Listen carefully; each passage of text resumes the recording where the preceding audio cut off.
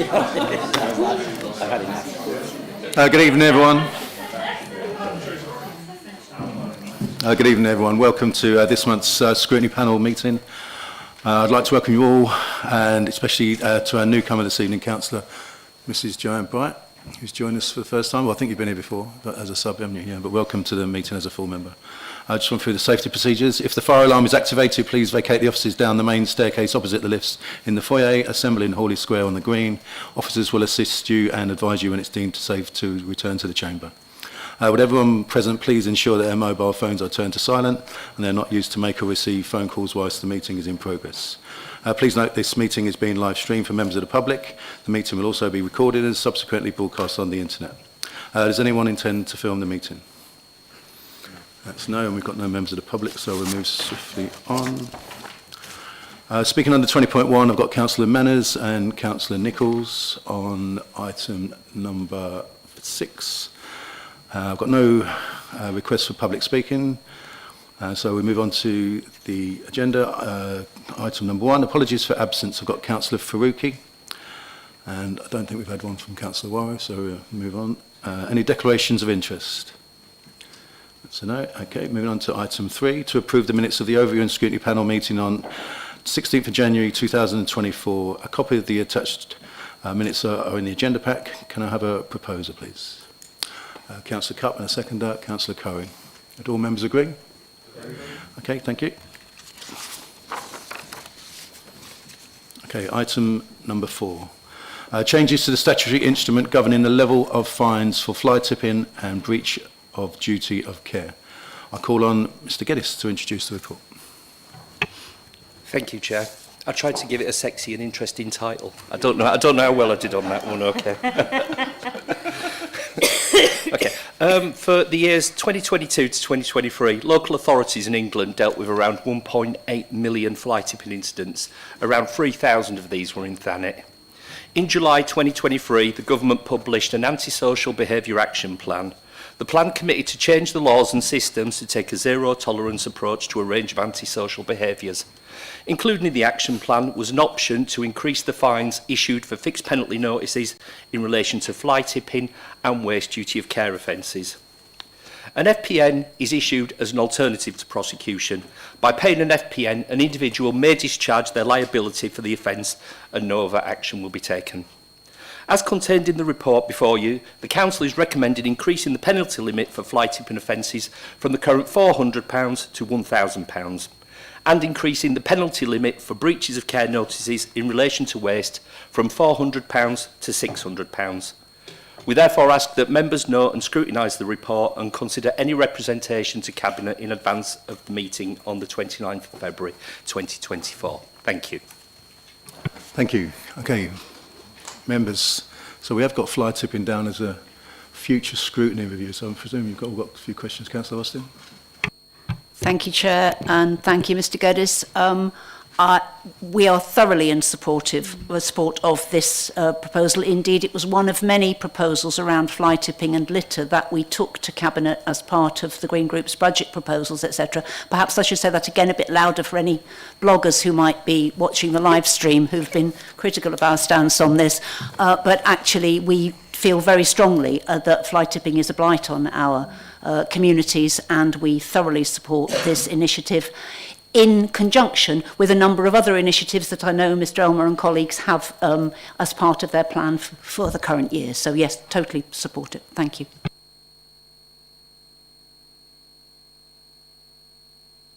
Councillor Green. Yeah, also in support. I mean, sometimes councils are criticised when these sort of things we're accused of being a way of collecting money. But in this instance, our income from fly tipping fines is relatively small. And also, I think the way it's dealt with probably doesn't cost us too much either. So this is really purely about trying to discourage fly tipping, not about money raising. Councillor Bright. Thank you. Yeah, really good news that we're deciding to go right up to the maximum amount as well. I've got two questions. One question is, are we going to be putting more posters around? And the other thing is, was there a reason we didn't choose to increase the maximum amount for litter and graffiti? Thank you.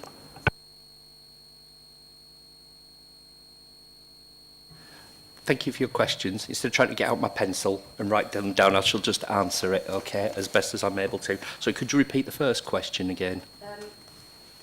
Yeah, thank you. Posters. Posters. Thank you. Yes, alongside with any approval that this will get, we'll be looking at a comprehensive communications plan. We're also looking at revisiting, because not only do we issue fixed penalty notices, we do prosecute a number of offenders. We have undertaken 3 prosecutions in the previous 6 months. That's something that we will intend to do. So aside from renewed signage, we will also include a new communications plan alongside the changes. And the second question? Was about maximum fines for littering and graffiti.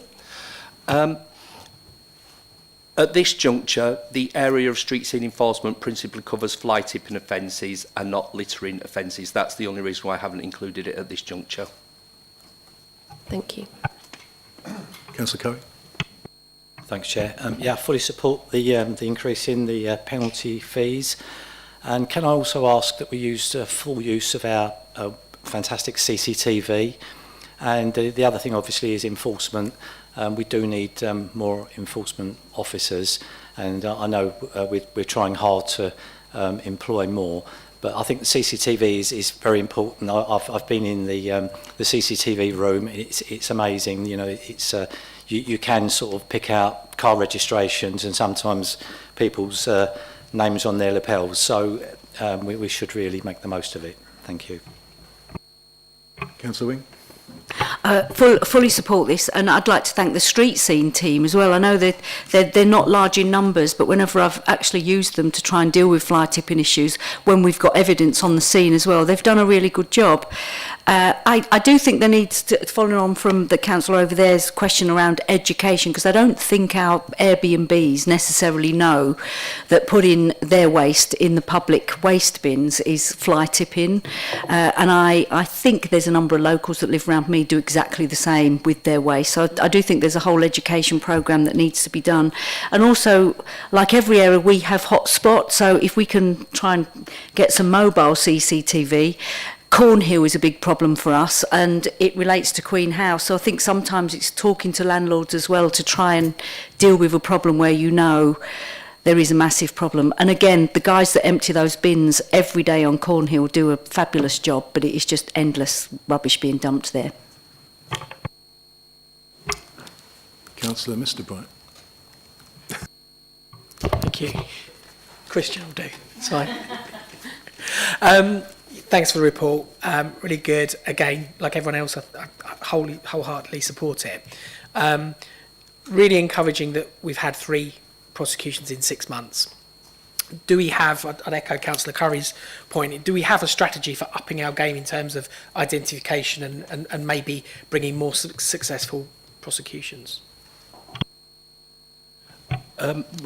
Within the realms of investigating fly tipping, we do operate within prescribed legal frameworks that we have to apply.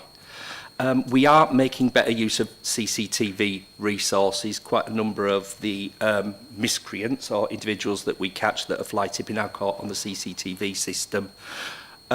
It's important to reflect upon the fact that the issue of a fixed penalty notice for fly tipping can only be used once. We can't just ad nauseum keep issuing a fine to professional fly tippers, nor would we want to. We do continue to develop our work streams. We work strongly in partnership with areas like CCTV, with the Thanet multi-agency task force, with the police rural team and other partners to better develop that intelligence gathering, that intelligence dissemination, and better encourage our ability to prosecute. As we do, aside from the 3 prosecutions that we currently have, we have another 4 that are currently waiting to go into court. We are actually quite effective at prosecuting on fly tipping offences, regardless of what some blogs might indicate. But this is an area of business that we intend to progress, we intend to pursue much harder, particularly when we're working closely with waste and recycling, and then they can pick up around some of the slack on side waste, etc. It allows us better opportunities to be able to deal with the more hardcore and professional fly tipping offenders. Thank you. I think we're the only people who read these blogs, by the way, in this room, so I wouldn't worry too much about it. I would just like to, you touched on it very briefly, you mentioned professional fly tippers. I mean, and it's really difficult to know, I guess, because you've only got the people that you actually catch to use as a sample. What's the kind of proportion of professional fly tipping versus just lazy people? Once again, it's quite a complex one. Larger scale fly tips are principally done by professionals, not by lazy people. Somebody leaving a chair on the end of the road, which does technically constitute as a fly tip, we wouldn't treat that with the same gravitas as somebody that's tipping out a low loader. Around those, we get around 10 to 12 a year. I also, to go back to the previous question, which I'd completely forgotten, and thank you very much for that polite reminder. In terms of the CC aspect, obviously the renewed budget has just been agreed, and apart from in part of the capital expenditure, we are looking at procuring an additional 10 redeployable cameras over the next financial year, and their deployment in part will be specifically around ongoing fly tipping offences, and we hope that will help us catch the professionals even more. Councillor Cupp. Thank you, Chair. Thank you for this report. It's really interesting. And I just wanted to ask a question in relation to, so obviously Maidstone and Canterbury have also raised the FPN charges. When did they implement that? And was that this year, or have they done it over a period of time? And have they actually seen a decrease in fly tipping due to the amount of money being, the charges for an FPN? And how does that correlate to actually being a true deterrent? Thank you, Chair. From memory, I think Maidstone's was around September. Canterbury was right before Christmas, so currently there isn't really any data available to show the effectiveness of the change in the regime. But overarchingly, advice from government and DEFRA and others on a range of issues that FPNs are an acceptable remedy, have shown that alongside the increased FPN rates, alongside strong educational background, does act as a deterrent and can help to bring about a societal shift change. Councillor Austin. After you and then Councillor Davis. I just want to pick up on a couple of things there. First of all, I would like to echo Councillor Bright's suggestion about waste and recycling having a look at the other fines available. We suggested as part of our budget discussions the litter, the graffiti, but also the fly posting, which is a huge problem in Ramsgate. Dreamland, I'm looking at you. We really shouldn't be having to deal with that, and our operatives shouldn't be having to be constantly managing those sorts of situations. With regard to the professional fly tippers, as Mr. Geddes described them, one of the things that we were shocked to discover from street scene colleagues at a recent Ramsgate Litter Forum meeting was the fact there are only 12 licensed carriers for, is it metal waste, in Thanet? And that therefore, if you're trying to get rid of your old bedstead or whatever, and somebody comes to your door and says they'll do it, you can look them up and find out whether they are licensed and so on. And we have advised that those names are prominent on the website, and that we do things like include them in our local community ad magazines and those kinds of things, so we can point out to people if there is a way of checking whether somebody is a proper licensed carrier, and that they're not going to go to farmer so-and-so's field and just dump the stuff. And that kind of information, we need to be getting that information out to people, because as Mr. Geddes said, it is partly an education matter. It's, in a lot of householders' cases, it's not that they want to do wrong, it's just that they don't know how to do right. Thank you. Am I right in thinking that now they have a taxi-style plate that goes on the back of the vehicles, is that right? I'm not entirely certain that's come into effect yet. I know it was due to. Oh, I've just been reliably informed that yes, that has now come into effect. Yeah.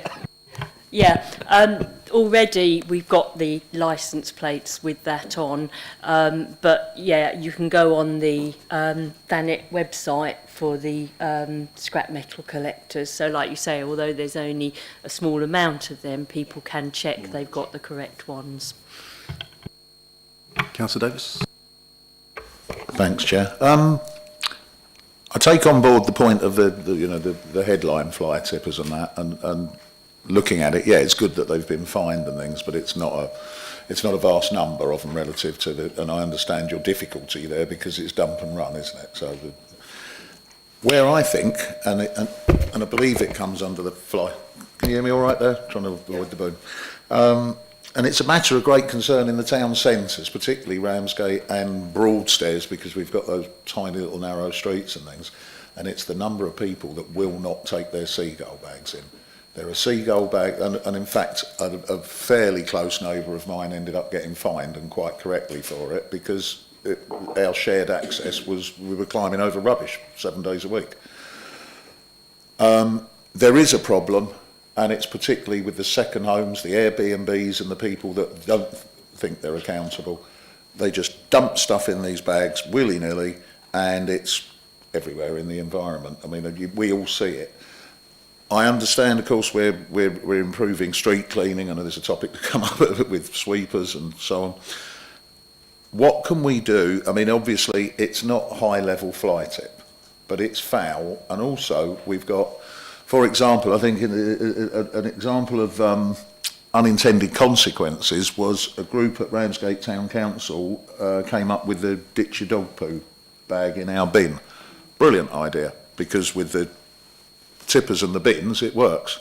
Unfortunately, that's led to people like we've had bins, and I've got neighbours that have got bins not collected because someone's come along and dumped dog poo bags into their seagull bin. The variation in the systems is to, you know, and again, that's bloody annoying, and I understand that the operatives won't collect that. Can you blame the person for doing it?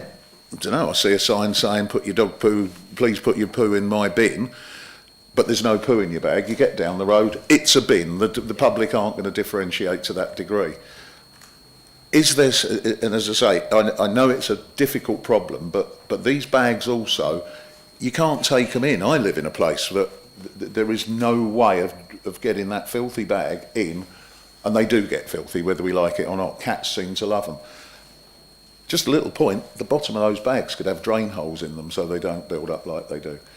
More to the point, is there a process whereby people can be brought into line, let's say, but without giving them a criminal record of being a fly tipper?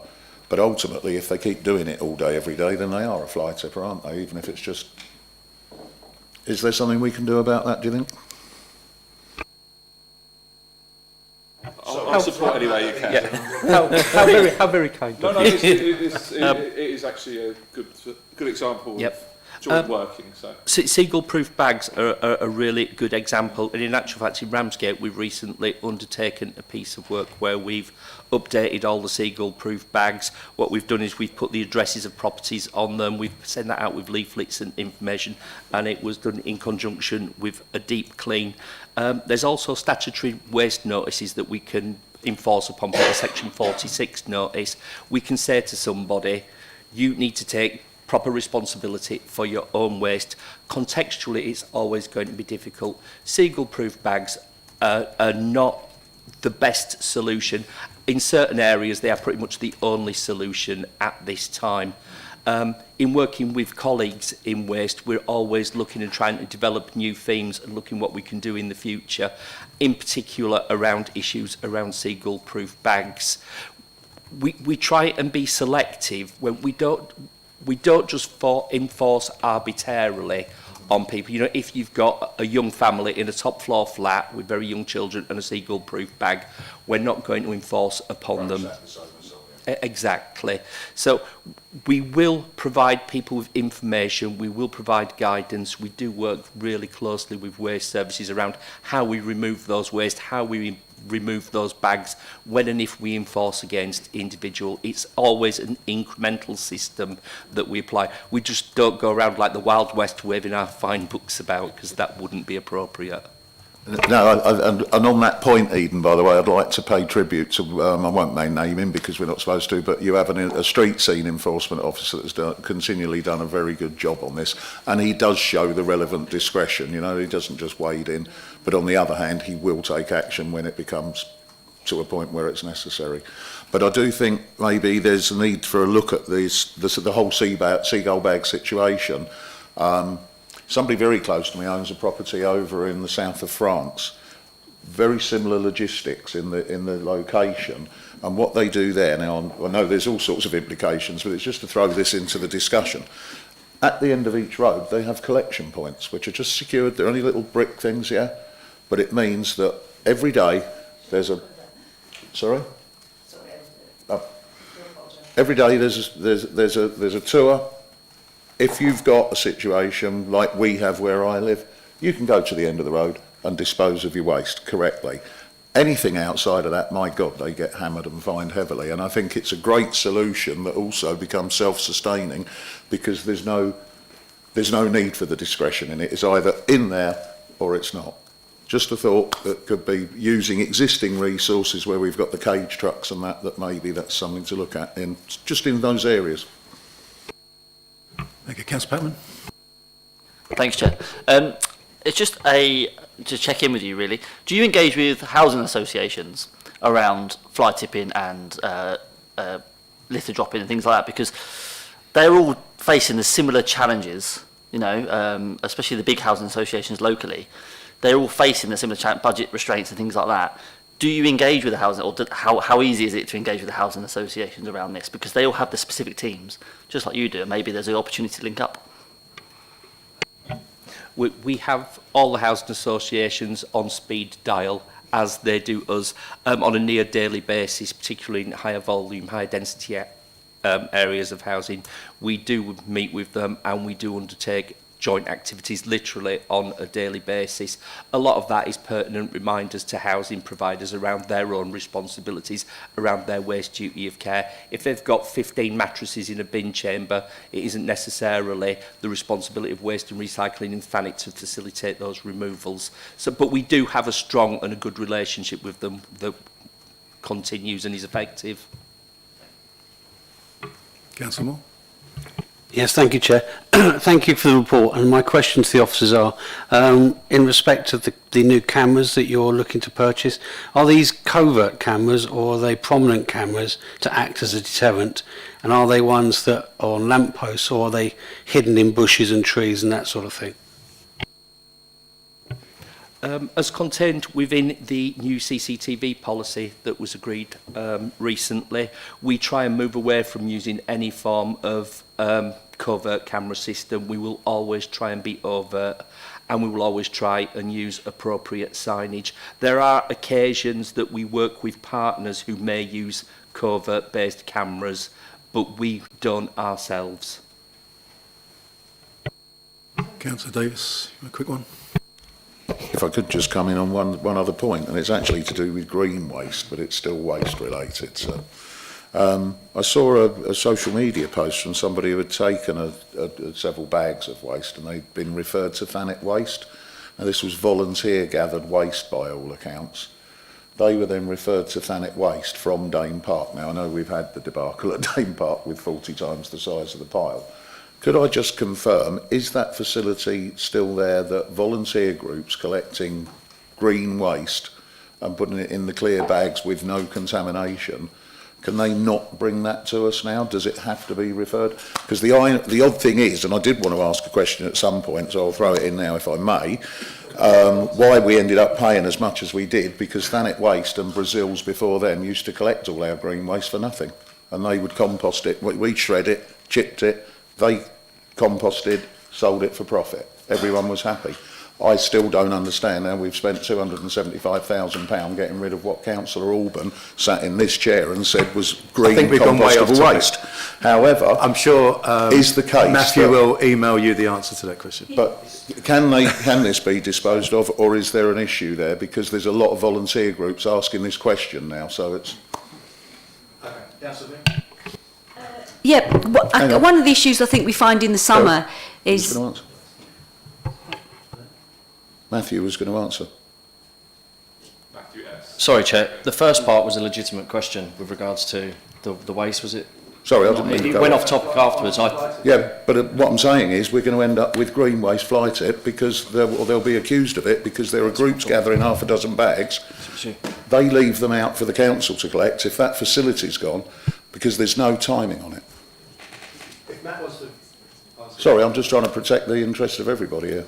All I was going to say is as a holding position, it's actually Tony Marmo is the head of service responsible for this. Oh, right. It's not any of us. So it's not waste. It's not any of us that's here tonight. It's All right, not, sorry it's if I went off there, but it was... No, yeah, because if it had been green waste, yes, it would have been a MAT issue in terms of the waste collection that we provide, but in terms of what is stored at the depot, that is a Tony Marmo issue, so we can which get affects whether this gets picked up. which so. we can get you a response on separately. Yeah, I only mention it because it's all part of that waste. But there's obviously process, there's transitional arrangements in place at the moment as a result of the waste. And I've that we're thrown in talking my about, valid question just for the... Well done, John. Councillor.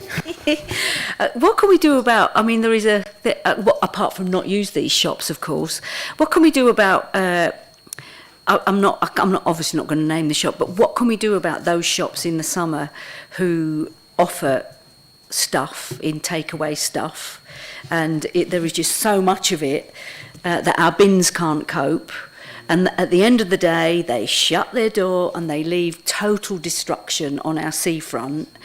I mean, it is... there's a problem with the boxes, and if you can get them to go back to the good old-fashioned, proper newspaper, not the newspaper we had when I was young, but I don't know what we can do, because I just know down in Ramsgate we're going to be covered by waste from particular shops, and they just shut their doors and go home. It might be a little bit off, Pat. If somebody wants to answer, that's fine. But I can jump in on that.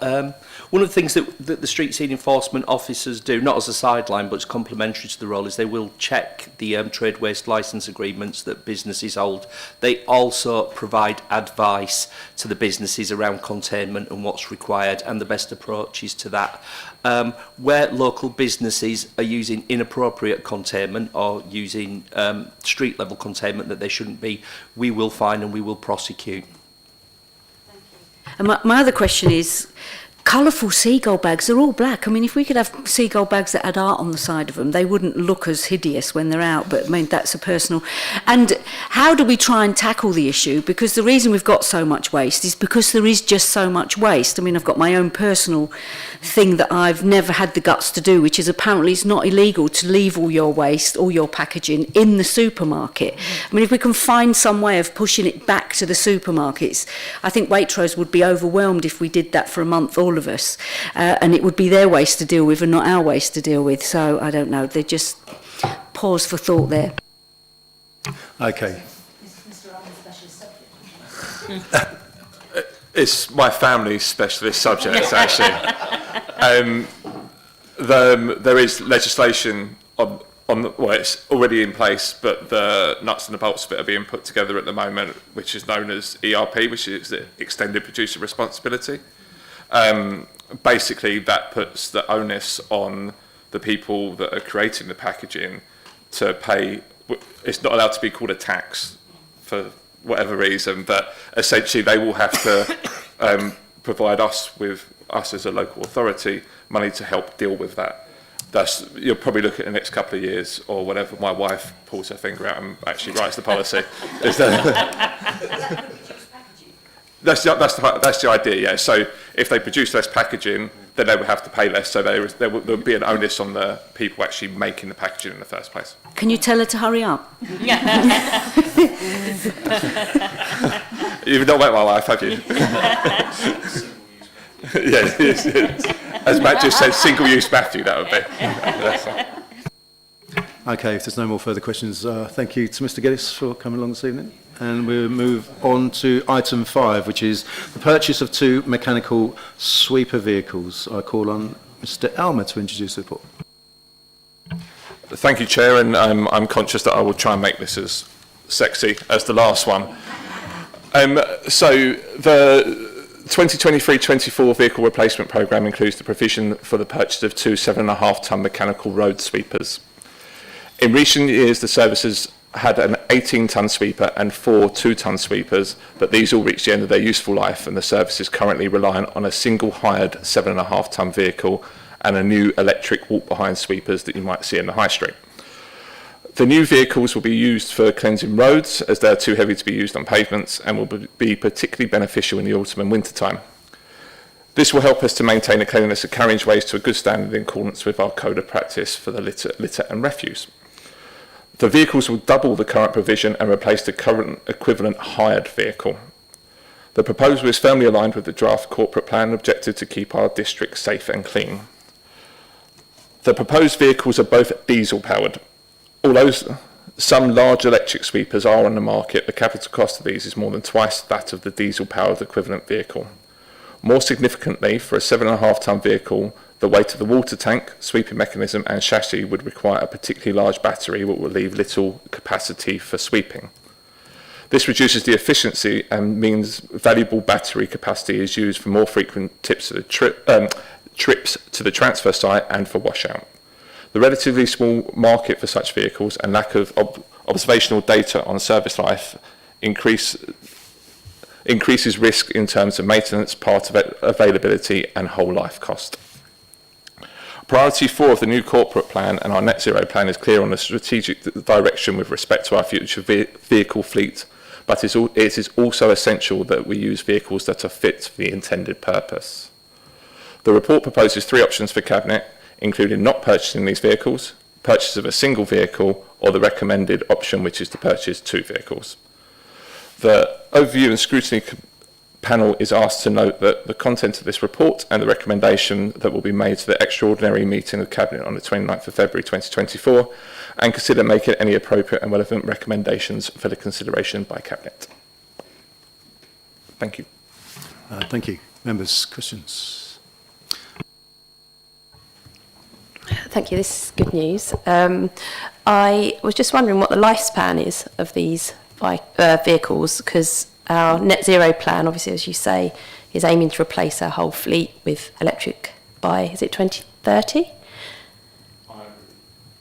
I believe so. I don't know that off the top of my head. 2030? Yeah, net zero is 2030, subject to the availability of certain vehicles, because obviously the large RCVs that they use are not necessarily going to be available. It depends on various different factors, but yes, 2030 is the... So if that's the case, then is the plan to trade these vehicles in after 6 years?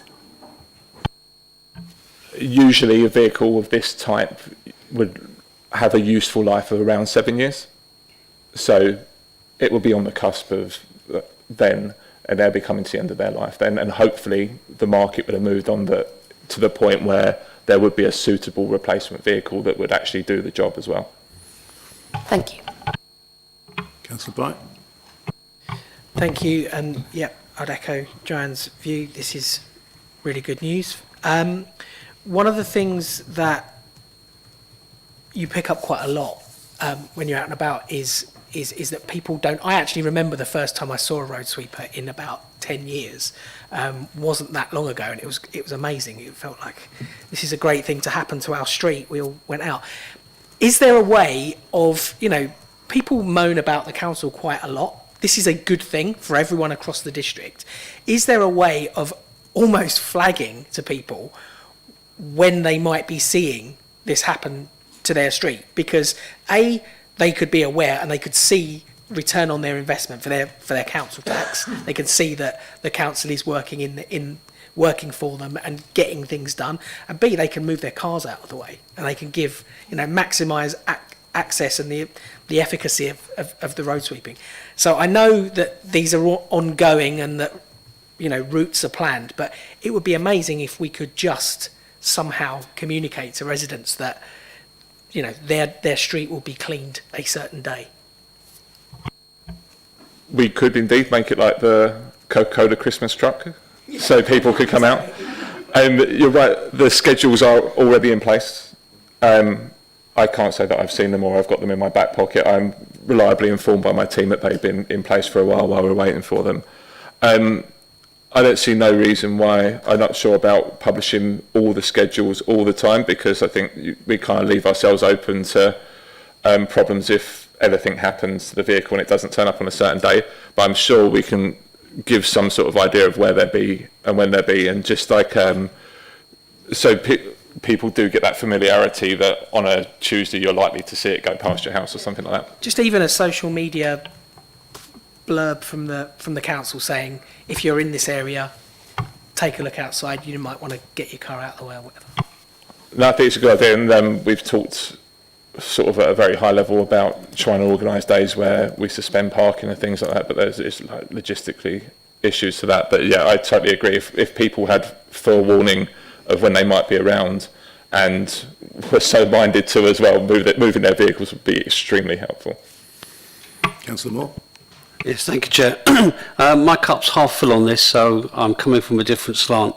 What is the current cost to have a road sweeper, and I mean either male or female road sweeper, compared sweeping the streets to having this? Because we're talking 175,000 per road sweeper. That's 100 grand more than the budget allows at the moment, as we all know. And the legitimacy of a road sweeper sweeping the road is ineffective, because we have cars parked in the street scenes all the time and they just go round and clear the little bits that are clear.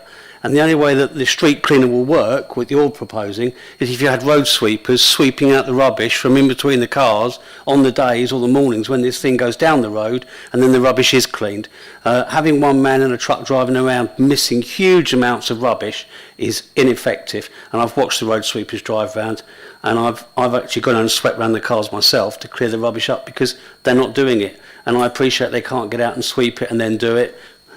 So is there some way that we can look at having maybe manual road sweepers sweeping the streets that they're going to go down, so the road sweeper can collect the rubbish? That would be easy, because all they're doing is pushing it into a point where the rubbish can be swept up. Otherwise, they're not worth the money they're talking about, because they're not cleaning the streets, because we have more cars in our streets now than we've ever had. Thank you, Chair.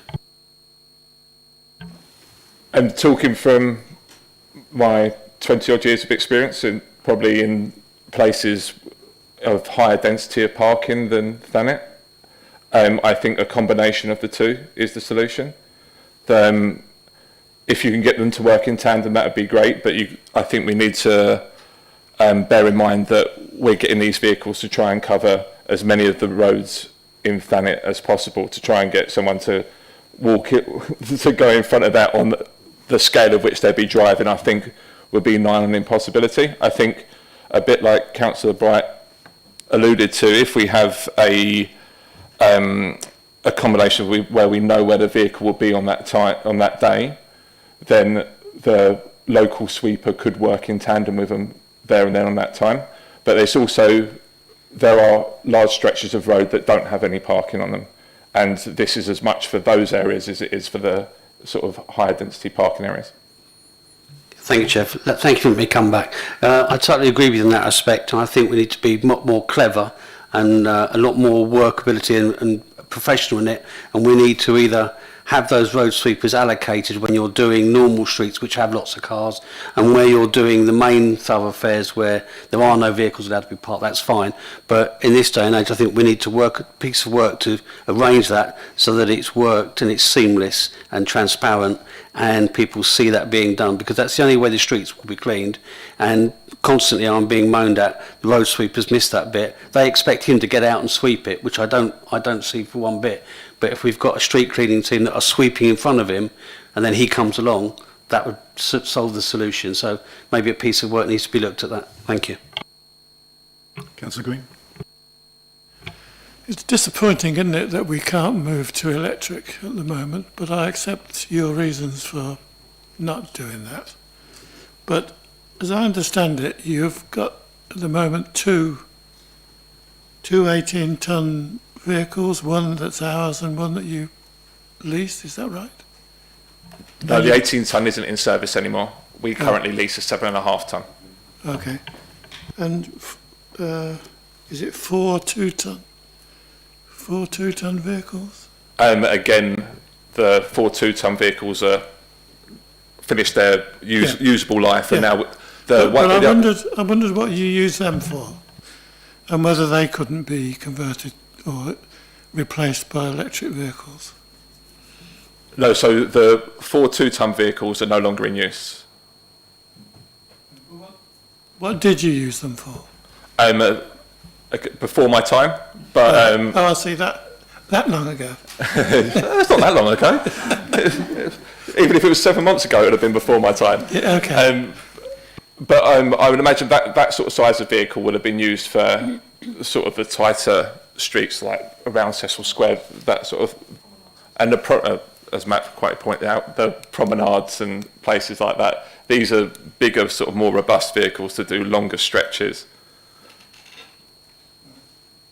How are you going to do those areas that the 2-ton vehicles used to do? So that, as I said, further on we have the walk-behind sweepers, the sort of precinct sweepers. You sometimes see one doing downstairs here, actually.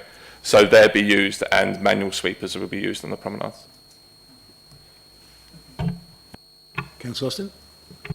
I just wanted to echo the conversation about the combining the possible suspension of parking or notices for residents and so on. In fact, during the local elections, one of our Green Party candidates got in discussion with a couple of street sweepers about a couple of particularly notorious streets in her area, and their suggestion was, why on earth are we not suspending parking in these streets? We can never manage. It's so frustrating for us as workers not to be able to feel we're doing a good job because we're having to work around these vehicles. So I think for residents, but actually also for our staff, it would work a lot better if we could have that level of coordination, particularly on streets where there is particular difficulty with the amount of waste and the number of cars parked. I totally agree, and I don't want to talk out of turn without any colleagues from parking here, but I think, and I'll emphasise the word think, that the issue kind of arises from, is it enforceable if people don't move their vehicles? What happens then? Perhaps it's a question of a polite request, and then we don't have to worry about enforcement. But I think people with a degree of common sense will try and move their vehicle, both from the point of view of wanting their street clean and from the point of view of not wanting the stuff sprayed against the side of their vehicle or anything like that. So, and if people don't, they don't. I mean, there's only so much we can do, isn't there? But I think it would be, that level of coordination would make a considerable difference, certainly in some of the streets that I know are notorious litter magnets. Councillor Davis? Part of what I wanted to say, Trish has covered, but it is important, and I think you're joined up working, the collaboration between the vehicles and the foot soldiers is the solution. What I've experienced personally, and I'm going to refer to actually Camden Road and Square and that environment in Ramsgate, because there was a problem with the drainage there as well as litter, so it's a combination of just general detritus as well, yeah? 3 times they tried to get this problem solved, and we're talking about a row of probably a dozen to 15 vehicles, half of which hardly ever move because they're second home owners who don't even bloody live here and have got them dumped there. This was why it never got done in the end. The drains are still clogged in that area. Some of it is grit and rubbish off of the roads, which is obviously a different product to the rubbish that's down them. However, all that was ever done was a couple of signs hung on the lampposts, so it's very easy to ignore those, or especially if you don't actually bloody live here, to not even see them. Don't get me started on that one. I think, and also I believe they were put out by Highways from KCC, so it was just a case of hang that there, job done. Perhaps, as it's an in-house function, and it'll only be as good as enforcement is anyway, but on the other hand, there's probably a bit of easy revenue here.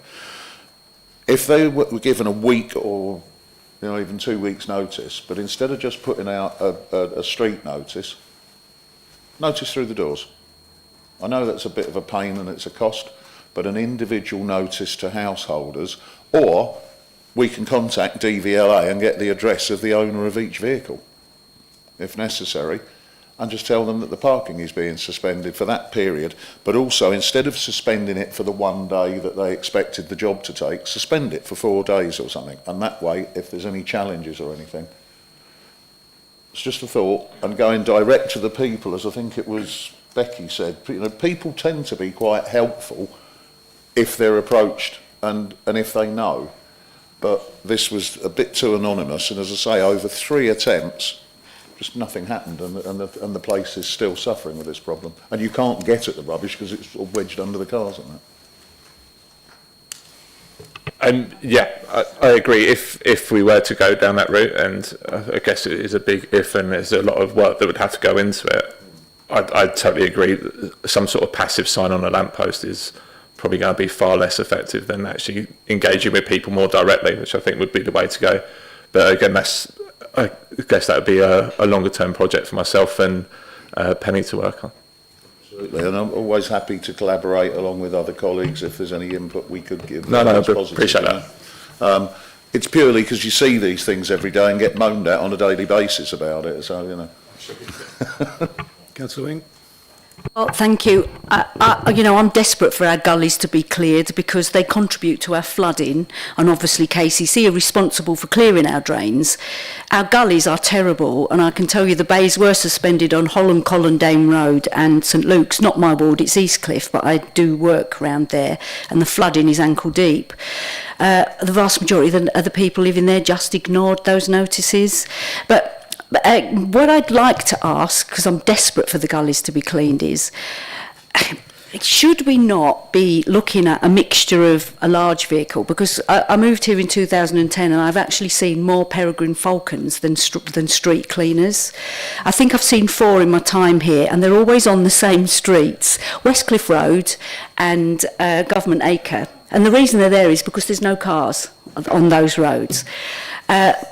A big one will never go down my road. I'll never have a sweeper down my road. So I'm wondering whether we've actually looked at the reality of the situation we live in, which is the large vehicles will not be able to access most of our streets. And what we actually need is probably one large one, a middle-sized one, and a little one. I notice a street walking one in Margate is there every day and does a really good job. My only complaint is it's in Margate and not Ramsgate, but never mind. So have we mapped which streets we could realistically get them in? And then the other issue I have is there's a desperate shortage of HGV drivers. So are we going to find we've got 2 vehicles sat in the depot because we actually can't staff them. We haven't got the drivers to drive them. And that often happens on our waste collections are sometimes missed because we just can't get hold of a HGV driver to cover a member of staff who's off sick. So I guess that's my 2 questions. Have we sort of mapped where the big vehicles can realistically go without suspending traffic? And do we need to look at more of a combination of one big vehicle and maybe a middle-sized one and a smaller one so that we can access all roads to some degree? Suspending parking bays is going to be very time-consuming and very difficult, but it does need to be done, and maybe that's where councillors step in to try and help out. In answer to the latter question, I believe that there was, I don't know if you want to step in because you would have been around the planning of the 2. I mean, just for I wasn't part of the process that agreed to have these 2 types of vehicles. But that said, I need to be really clear that I'm completely in support of it. I think it is the right way to go. I think we have a very large amount of streets to cover in Thanet, and we need 2 vehicles of that size and that robustness to be able to get round and get to as many of the miles of road that we have to clean. In terms of the decision making around that, as I say, it was what I would have lobbied for when making that decision, although I wasn't actually a part of it. My esteemed colleague to my left may have been more hands-on with it. So the conversations were exactly as Max just pointed out, effectively there was a review in terms of the maximum amount of impact you could have with the types of vehicles across the district. That was one of the reasons that we also switched to the electric walk-behind vehicles in terms of their deployability. So there is an option to pick them up and take them to an area. So town centres were always the priority. I think we ended up purchasing 4 of those vehicles with the potential for a 5th, which was meant to be a backup, but also one that could be deployed to the sort of areas you're talking about, hard to hit areas where the larger vehicles can't get down, so they can take those vehicles in. So it was effectively a coordinated approach to maximise the impact across the district. The large vehicles have obviously got way more capacity, can hit a much larger area, and will effectively last longer. We're not going to run them into the ground. Some of the smaller vehicles won't end up with a 7-year useful life, just because you'd just be hammering them all around the district all day. Follow up then. So once we've got these 2 vehicles in situ, will they be out every day? Yes, they will. And the other question I want to ask has gone straight out of my head is there any chance that as councillors you could give us a roadmap of where these vehicles will be? I mean, that would be useful. We've got all this equipment and we don't actually know where it's deployed. So we've got 4 walk behind road sweepers. I've only ever seen one in Margate, so it would be really nice to know, well, there's one in Broadstairs, there's one in the villages, there's one in Ramsgate. Could we just have that? Is that possible to have that information? We don't want a big essay, maybe just a side of A4. I thought you were going to say, as councillors, can we drive them? Believe me, I would love to drive your big vehicle. Yes, I'm sure we can provide that information for you. Also, I think you didn't get an answer to your HGV, because they're not HGV, they're 7.5 tonne. Oh, you don't have... Well, I'm sure I couldn't get in a 7.5 You tonne. could drive one, yeah. Well, I wouldn't. Not down my street, anyway. Thank you, Chair. Councillor Wing has really asked the question that I wanted to ask in relation to, is it reasonably overkill having 2 7.5 tonne vehicles, and is it more appropriate to have a smaller one and the larger one as well? But as that's already been answered, I will move on, but put that on record. Thank you, Chair. Councillor Davis. I likewise, and I think you've provided the answer, and I was going to go poacher turn gamekeeper, you see, and speak on behalf of the officers to say, don't worry, Becky, 7.5 tonne is an HGV, so... And I have got it on my licence, so if there's a go going, we'll have it. You can come down anytime you like. 7 days a week? 7 days a week? And the councillor's about. Yes, thank you, Chair. I'd just like to ask, what is the legitimacy of us carrying out prohibition on street scenes? Because I'm under the impression if your car's tax insured and MOT'd and you're not illegally parked, you can leave your car on a street scene for as long as you like. How do we then oversee that ruling? And is that not a police matter or a highways issue? How do we prohibit people parking in street scenes? Matt referred to this earlier in terms of obviously liaising with Penny with regards to enforcement. And that was one of the things that I'm sure Penny would say is, if she was here, is that you've spanned across what are TDC matters and KCC matters. If there's a parking bay, you can suspend it. If there's no parking bay, there's nothing to suspend. It would be what KCC done in Camden, which is a polite notice saying, please don't park here. If you drive around the district with all the roadworks and resurfacing works going along, you'll see them resurfacing around vehicles at their various points in time. People don't care. They won't move unless they have to. But like you say, it isn't enforceable in that respect. We can defer to Penny and ask her the questions in terms of what logistically we can and can't do, but realistically we are limited. So the point I was trying to lead to there is that I think that piece of work is impractical for us to waste time and effort on it. And the only forward motion would be to have manual labour sweeping those streets in when the mechanical vehicle goes past, and that would be the most effective way. I think Matt touched on this earlier as well, is that, and you know, I'm here partly because of the budget situation. Within the budget report that's been agreed by council, there is additional capacity in there for another 6 cleansing operatives. That gives Matt more opportunities in terms of what he can and can't derive over the course of the next financial year, which means things like that are an option. We will have more resources than we've had in previous years. It's not necessarily to say that there are 6 new cleansing operatives with the specific agenda of supporting these vehicles, but there will be more capacity to do so. I think Councillor Davis has volunteered for that as well.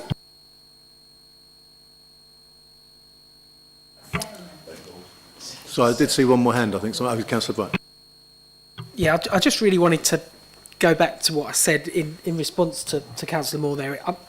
From my perspective, it's not about prohibiting parking. Yes, we can suspend parking bays. It's more about just working with residents and in a cooperative way. And it's not hard work for the comms team just to ping out a bit of social media on the morning. This is the round we're doing. Or this is the round we're doing tomorrow. If you want to move your car, that might be a nice thing. If not, it doesn't matter. It's just about regularising, maintaining good dialogue with residents, because once people get into the habit of things, then it becomes second nature, and it's all very nice, and we're all working nicely together. So that's just wanted to clarify what I meant earlier. Okay, thank you, members. Just a couple of questions I'd like to ask. I think I'm going to aim them at Matt, to be honest.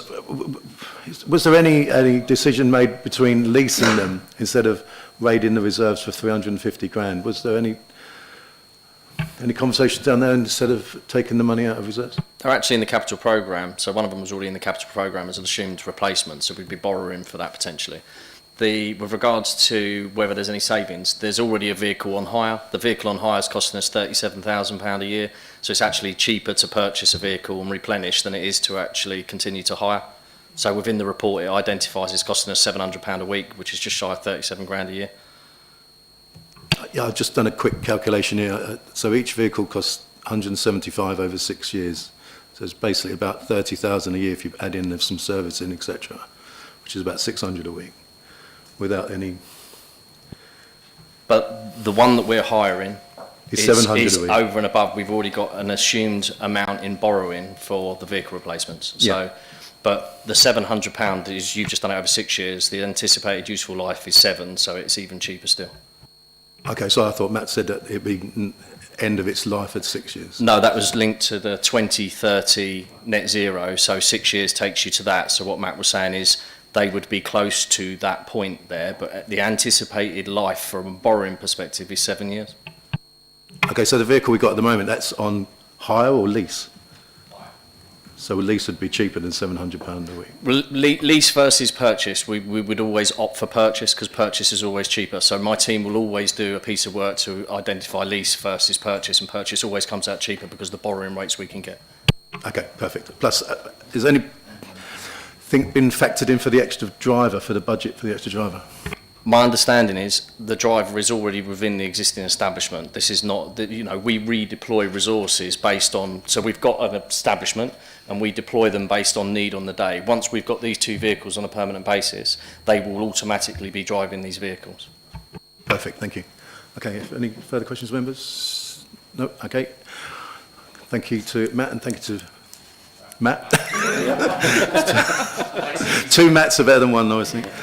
As the same as two Brights are always better than one. So, moving on to item 6, Ramsgate Regeneration Programme. I call on Louise to introduce the report. Thank you, and sorry that Mike couldn't be here today. So I'm just going to pick up the introduction and then I will answer any questions that I can. So on the 25th of January this year, Cabinet received a report which provided an update on the progress of the Council's Ramsgate Regeneration Programme, and a copy of the Cabinet report can be found in Annex 1 of your report for this evening. The report discusses the original bidding processes and funding awarded from the government schemes in Ramsgate, the Future High Street Fund and the Levelling Up Fund. It also identifies the current cost pressures facing the schemes, which have been highlighted through a number of reports to Cabinet and a presentation to this panel last year. The report provides an update on each of the projects of the programme, with a more detailed update on the port infrastructure project and estimated project costs. As identified in the Cabinet report, a procurement exercise to appoint a team to carry out surveys and prepare a schedule of works is underway. High-level budget costs will be available from this commission, and they are expected in June 2024. From a timing position, we are aiming to be in a position where we know whether we have been successful with our bid for a port operator before committing to the infrastructure expenditure.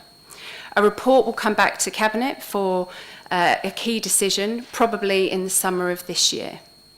We took questions from councillors at a briefing held on the 15th of January and at a Cabinet meeting on the 25th of January. And we have added these to your report for this evening's meeting to help try and answer some of those questions. And so hopefully that will help with this evening. By way of an update, the leader attended a meeting with the Thanet Fishermen's Association on the 31st of January with a plan to set up a further meeting. The Thanet Fishermen's Association intended to go back to the fishing fleet in Ramsgate to test their buy-in for the management, maintenance and costs related to a facility in Ramsgate, including being able to deliver the job outputs. We are still following up on that. It is important to note that each individual project with key decisions to be made in relation to procurement will be considered by this panel and Cabinet to approve the awarding of contracts.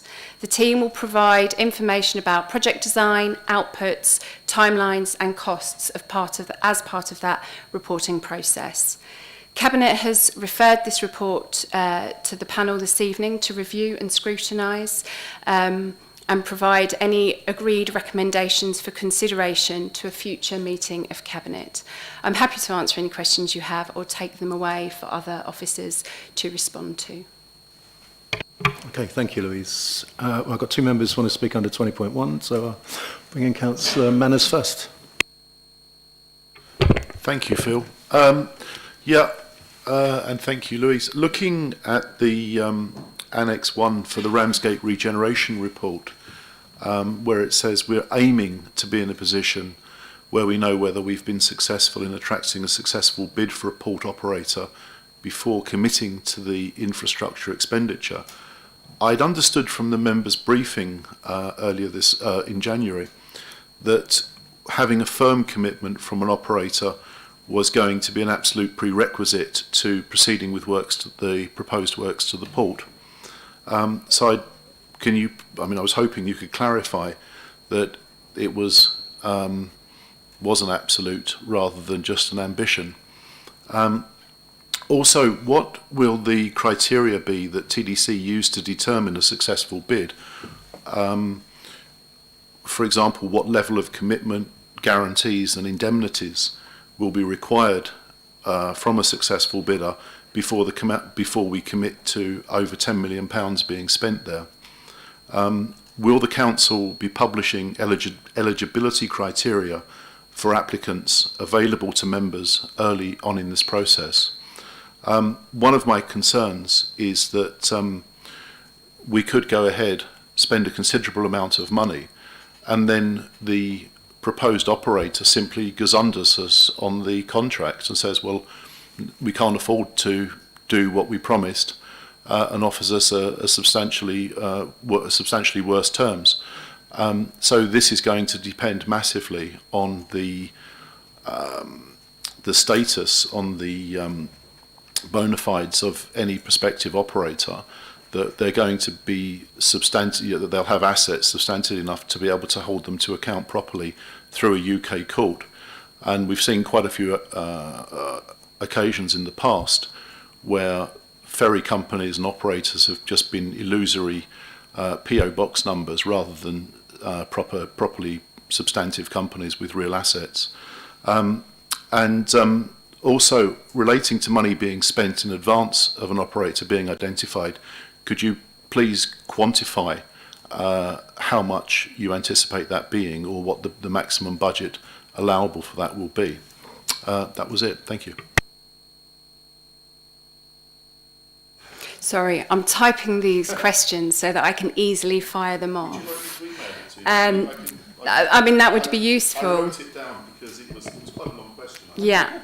Can I just check, before I start answering, what the last bit of your question was around budget? Yeah, thanks. It was to quantify how much the council will be spending in advance of an operator being identified. So how much we'll be spending before we've got somebody firmly, irrevocably on the hook as an operator. And obviously the first part of the question was to clarify whether it was just an aim and an ambition rather than an absolute prerequisite to have a commitment from an operator before spending the money. Thank you. So the Cabinet report was obviously an update report, not a decision-making report, and a decision-making report will be coming through this panel and going to Cabinet. I think it's a use of language. As was mentioned at the members' briefing, our intention is not to spend funding on the infrastructure if we don't have an operator to use that infrastructure. So that is the process that we are going through. As Mike talked through at the members' briefing, it's a kind of twin track approach with the work that we're doing in gathering together the costs. As I said, we expect those in June of this year because we will need to use those as part of the process that when we go out to the marketplace. As we've previously discussed, we've got an external legal team working with us, and they have both port and procurement experts, or public sector procurement more specifically. So we've got a very robust kind of template that we are using to populate with the specific questions that are in relation to the requirements at the Port of Ramsgate specifically, requirements around the levelling up funding, and then particular requirements that relate to being an open port. So there are a number of, I think they're called method statements within that, and there is a rating of that. All of that will be within the public environment because it will go on our procurement process portal and will be available on tender finders, etc. So that information will be open in the public knowledge, and we are working through that with the legal team to make sure that the things that you alluded to don't happen. There will be requirements in there in terms of their experience. There will be a business plan required, all the kind of normal things that you would expect to see for such a significant operation. And like I said, that will be available, and there will be a due diligence process as part of that. So it's a two-stage process. All of that is outlined in the previous Cabinet report on the Ramsgate operator process.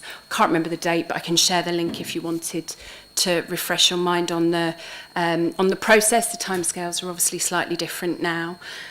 Just checking. Yeah, I mean, I think there are requirements in relation to making sure that the organisation exists and has experience, and so that will be one of the questions. We need to make sure that the port operator knows how to run ports in this country, because it is different to running ports in other places around the world. Did you get all your answers, Councillor Manners? Pretty much so. I think as long as, I mean, there's a whole can of worms there potentially with things that could go wrong, because, you know, there's an awful lot of work that needs to be done to find the operator, and then once you've got an operator identified, to make sure that they're going to fulfil their obligations once we've spent the 10 million, 12 million pounds or whatever it might be.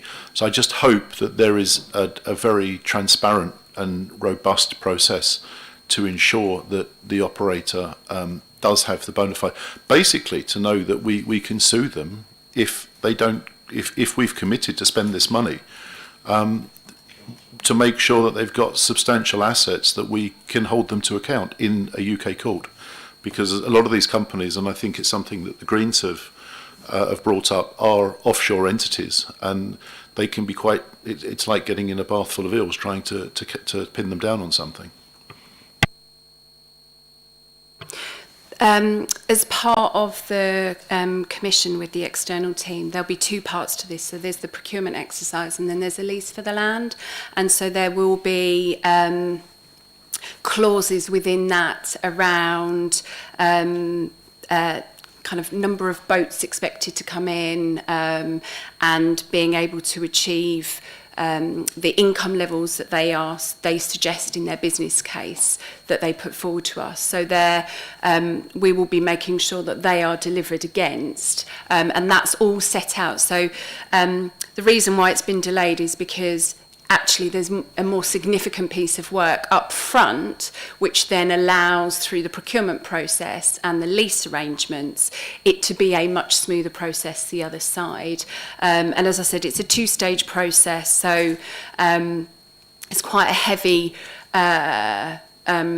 percentage on quality at the front end, and then the second stage, so that we can make sure that we got organisations that have this experience. And then the second stage is about the numbers more specifically.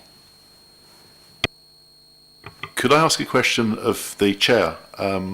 Will the business plan for the prospective or the proposed operator be brought in front of overview and scrutiny?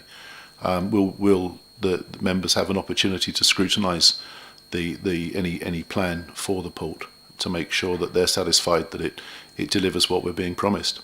I'm pretty sure you answered that before, didn't you? Yeah, the business case is unlikely to be able to be brought forward in an environment like this because of the commercial sensitivities. Obviously, we're not the only port in the country, and there will be a significant amount of commercially sensitive information within that. And so I can't imagine that any operator would agree to put in a full business plan that outlines a lot of their business process and what they're planning to do, to then come forward into an environment that like this, it's in the public domain, because it could undermine their whole operation. And we would not want to do that, because what we want to come forward is the best business case for delivering this proposal. I don't think that will go through the cabinet process. It will be through the the officers will need to go through from a financial governance, using our external legal team to help us do that. But those sorts of decisions aren't made in a cabinet or overview and scrutiny environment.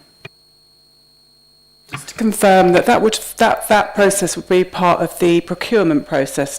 So the business plan would be carefully scrutinised at that level, but it's not appropriate, for the reasons that Louise has said, for it to come back in this forum. Okay. Thanks. Councillor Nichols. Thank you, Phil. Just for those that don't know, I was the chairman of Thanet Fishermen's Association for 30 years, and I stepped down earlier in the year to become a committee member. And I would just like to report on the more positive meeting that we had in the Harbour office with officers of the council and Rick Everett last week. We've struggled for over 2 years to find out a rent for this, and it's now been confirmed by the officers of the council that this would be rent-free to Thanet Fishermen's Association facilities that we are looking for, which would be refrigeration, ice plants. Also, we would like to take on the wet fish shop, which was talked about, and also, excuse me, the restaurant, fish and chip restaurant upstairs.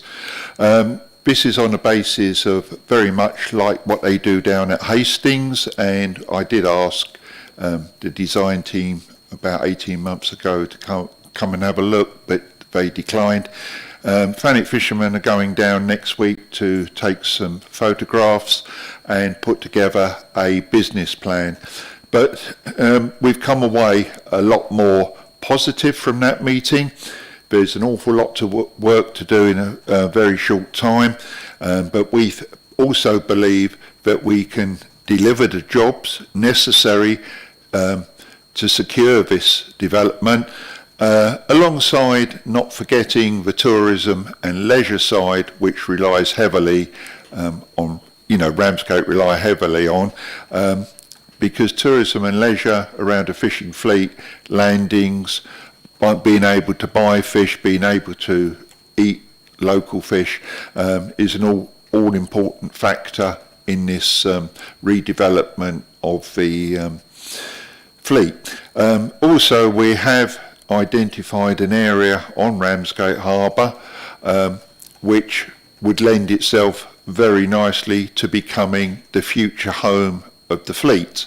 It's an area which is the old hover pad, which I also believe at the moment the harbour master and officers are looking at securing the bottom of the hover pad because it's slipping, and they would need to do some remedial work fairly soon to stop that. Our design would save the council a vast expense of not having to go ahead with that work, and we're looking at the cost of sheet piling. We've taken it upon ourselves as a fishing industry to get some costings because we need to move this forward quickly. If those costings come in at an unaffordable, then we'll hold our hands up. But at the moment, it's looking very positive. Thank you. Yes, Councillor Nichols, did you want to come back? I wasn't sure there was necessarily a question in that. The one thing I would clarify is that officers said they would take back a review of the hover pad. As it currently stands, there isn't a budget allocation outside of levelling up for the work that Councillor Nichols has mentioned around the piling of that. It's something that we said that we would bring back to a discussion at a management team meeting, but there is further information that will need to be gathered. We've done some survey work. There needs to be more of that before we can commit to what we will do on the hover pad to secure it. We know it's a challenge for the harbour, and we know that there's some work to be done around that. But yeah, I think that's the, I mean, there wasn't a question, but I think that's the only thing out of that. Have you got a question, John? No, Phil. Really, what I wanted to do was update the committee. Yeah, it's more positive now than what it was 3 or 4 weeks ago, and I think that's the important message that we get across. We're looking for a future. We're looking for that home.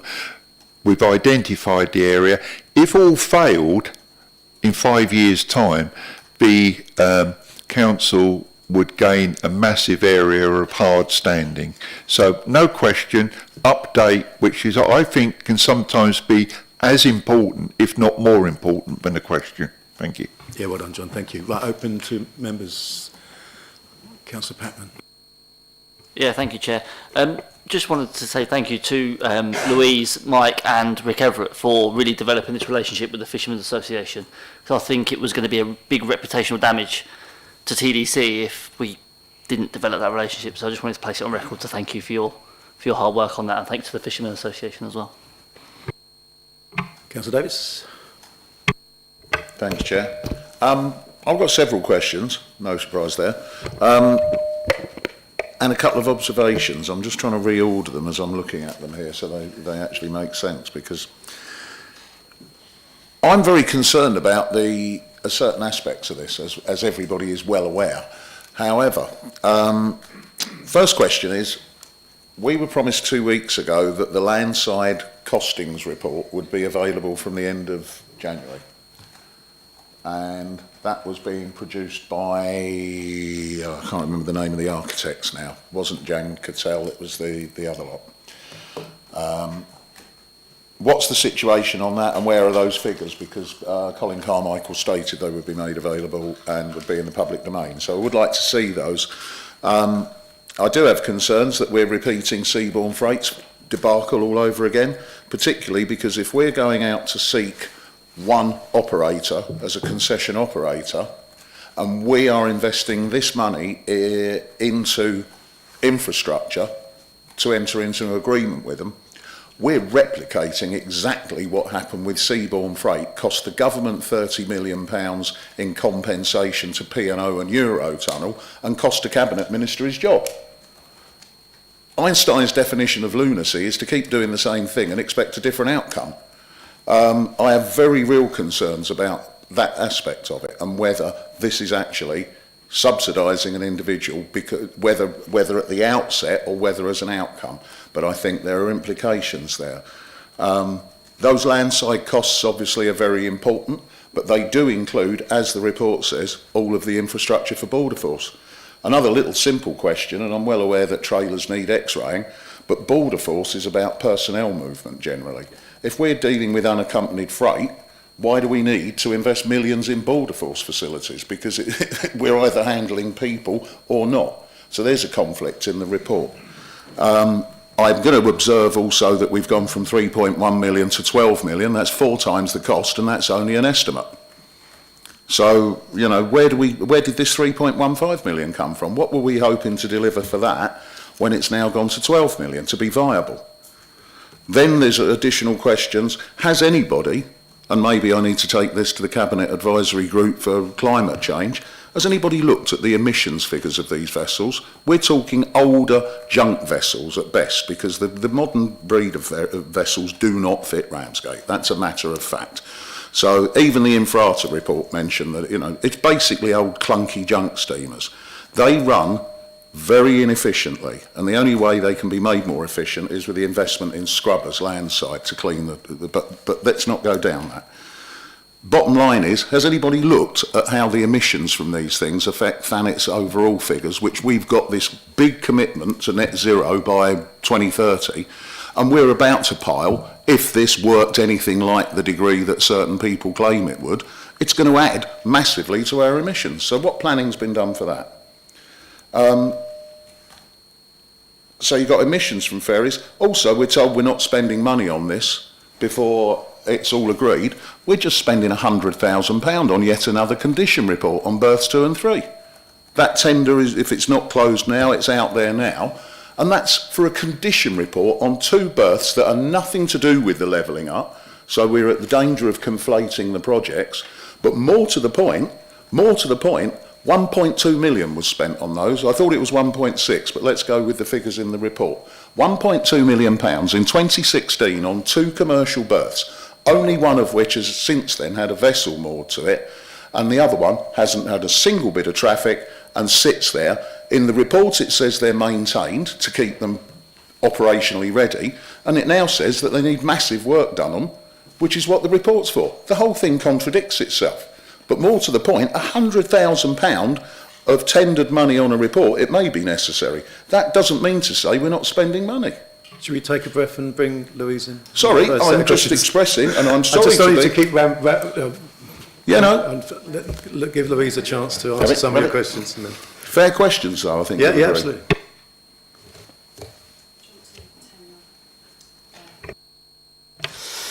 Okay, thanks. So I thought the land side costs were the end of February. I didn't think we had any cost reports that were due at the end of January. Okay, it does. That's fine. I can pick that up. We have had some engagement with DEFRA on the requirements of border force, and there's some standards that have come out relatively recently, so that may well be impacting on some of those designs. So, but I can pick that up and take that back. Your concerns about seaborne freight and this being exactly the same process, this is a totally different process. We're not looking for a ferry operator, we're looking for a port operator. So the port operator has to run the port as an open port as it currently stands, which should allow one or more different ferry operators to come into the Port of Ramsgate and use the facilities there. So it is quite a different thing that we're looking for, and that is partly on the basis of making sure that, as I said earlier to Councillor Manners, that we bring in someone that's got a good level of experience of running ports, and they will then also have contacts within the industry, and they will be running ferry services in and out of ports elsewhere. So it isn't following the same process. There also is no subsidy, particularly on the basis that we are going through an open process. We haven't identified one port operator and we're just going directly to them. Because we are going through an open concession process to identify the operator, there isn't subsidy being provided to one organisation. And the points that I made to Councillor Manners about the due diligence, making sure that we are looking for an organisation that has experience and is running ports, will help deal with some of those challenges that the council was involved in previously. the other questions. Oh, you asked a question around why we're including infrastructure for border force. So I don't know the technical detail behind all of this, but every vehicle needs to go through a process. So there will be vehicles that are helping to, that won't be unaccompanied. There will also be accompanied freight as part of that process. And all of that will need to be checked over. And there are, as I said, standard requirements set out by central government for border force that we will need to make sure we have in place. We are working with them and their design team to make sure that we have those things that are relevant for Ramsgate. In some cases, they've asked for things that we haven't necessarily considered relevant for Ramsgate, and there's been a bit of pushback on that. And as I said, we've been in contact with the Maritime Department at DEFRA just to work through some of that and make sure that what we will deliver down there on behalf of Border Force is what is needed for the facility that we are delivering. The point about the cost, I mean, I know that was picked up in the members' briefing and at the discussion at Cabinet. Costs have increased for a number of reasons, and some of that survey work needs to take place in order to make sure that we've got those costs right, but also the cost of materials, access to them, and inflation has had a particular pressure around this project. I can't answer the question specifically about the emissions. Some of this is because there's some technical detail around this that I'm not involved in. Some of this is about actually reducing emissions by allowing vehicles to come in on the short sea ferry where they might be going further up the country. Yes, no, I know that. Sorry, the vessels rather than vehicles. So they, instead of going further up into London, they come across on the short crossing where they can't go into Dover because of the challenges they've got there in terms of capacity. And also there is an impact around vehicles being able, if it comes across from somewhere like Ostend, there is an impact of vehicles having less of a journey on the European side of their journey, but also not having to stop this side of the water for more of a taco break. But I can pick that question particularly up, and it's something that we are putting in one of the method statements around sustainability and our commitment. So there is a particular question in the concession procurement process. And then the last question was about we're spending 100,000 on a survey. So what we've committed to is not to spend funding on the actual infrastructure. We can't be in a position to, we can't make decisions about the investment in the infrastructure without this information. We don't have the resources internally within the council to do some of this work, and so we do need to bring specialists in, and they do come with a cost. In terms of all of the externally funded programmes from central government, there is a series of costs, and fees and surveys, etc., form part of that. We need that information to be able to say the infrastructure is going to cost us X amount, and then alongside the piece of work that we're doing about identifying a port operator, we can then make that decision. We cannot make that decision if we don't have the information to make a well-informed and robust decision. I'd like to clarify on that, Louise, because this business of having the information, in the report it refers to regular expenditure to maintain the berths, yeah? Now, you know, one of them hasn't been used and the other one's had about a dozen vehicles on it in 10 years, a dozen vessels in 10 years. So if we are doing what we claim in the report, which is maintaining them, and keeping it as a functioning harbour, which incidentally it's not, because we're now down to 2.1 metres adjacent to the berths. That's January's depth figures.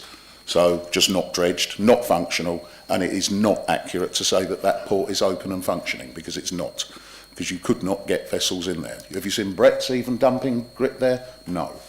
Now, that business of maintaining these, we have had a budget for the last 13 years, whatever it is, that's been spent in June 22 was the due date for the condition report, which I finally found reference to buried in a previous report. And it says it was just a visual and so on. Well, you know, why do it then?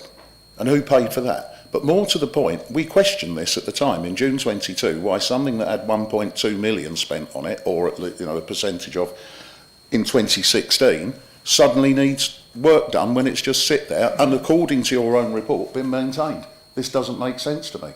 And if, therefore, you've maintained it, or the council's maintained this purportedly for over a decade, and suddenly we've got to spend £100,000 to check the condition of it. How would you know what condition to maintain it to if you needed to spend that money? To me, this is complete and utter madness. It makes no sense. And if those berths need substantial money spending on them now, what was the £1.2 million spent on in 2016? This doesn't make sense, and we are talking about blowing millions and millions of pounds on a vanity project that is not actually going to benefit. How does this benefit? Sorry, Phil, we've discussed this. How, in any way, does this expenditure? I'll leave it to you. I'll come back to you in a minute because I'm concerned about your. Sorry, but I'm very, very passionate about these because this is Groundhog Day. Okay. It's like the Wheel of Fortune. Just as you get to the top, let's crash down. John, I've got hands all over the place. So sorry. I'll come back to you, I promise. Right. Councillor Green. Yeah, I don't have the expertise that's just been demonstrated, so these questions might be a little naive, because I only know what was in the report. It says in the report that Berth 2 has been operational for 8 years, and in that time the income was £1 million. I wonder what the revenue costs were over this period. Since 2015, it says dredging costs alone were 180k a year, set to rise to 360k a year, I assume, in the future. So my question is, we've been operating Berth 2. What is the balance in terms of revenue costs? Are we making money? Then I come on to capital. The report says about the port infrastructure that the officers estimate that about 2 million plus or minus 25% is required. But the allocation in the levelling up bid is for 3.514 million. So, but also elsewhere in the report, it estimates that the funding gap is 2.25 million. Now those figures don't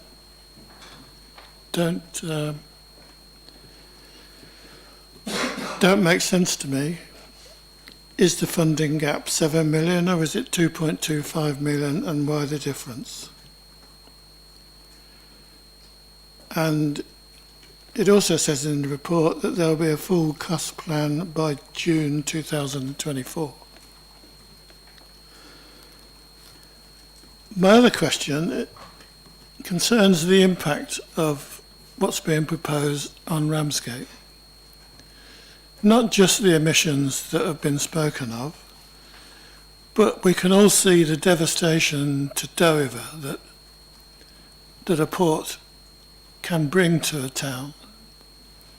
Ramsgate's situation is different. It's not proposed to be such a huge operation, but I do wonder at what point we're going to do an environmental impact assessment on Ramsgate town of what's being proposed.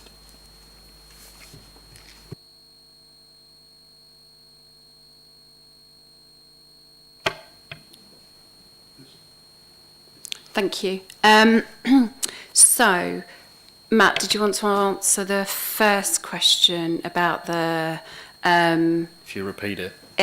Berth 2's been operational for 8 years with an income of £1 million. What were the revenue costs in that? I think, sorry, I'm going to keep talking and then you can add in. I don't think we can specifically identify the revenue costs for one berth. All the revenue costs in relation to the management of the port are all in the port accounts. So I don't think we can say the revenue cost for operating berth 2 was X amount as opposed to the income that's gained. It goes into one overall financial position for the port and harbour. Yeah, okay. The dredging costs are across the port and harbour. I can't specifically ask, I think there was a question around the increase in dredging costs. I think that was something that Mike will probably need to come back to you on. But the cost for dredging isn't just for the port, it's across the whole of the port and harbour estate. The point about the allocation, the funding gap specifically, the report identified that there is options to be able to move money around within the Levelling Up Fund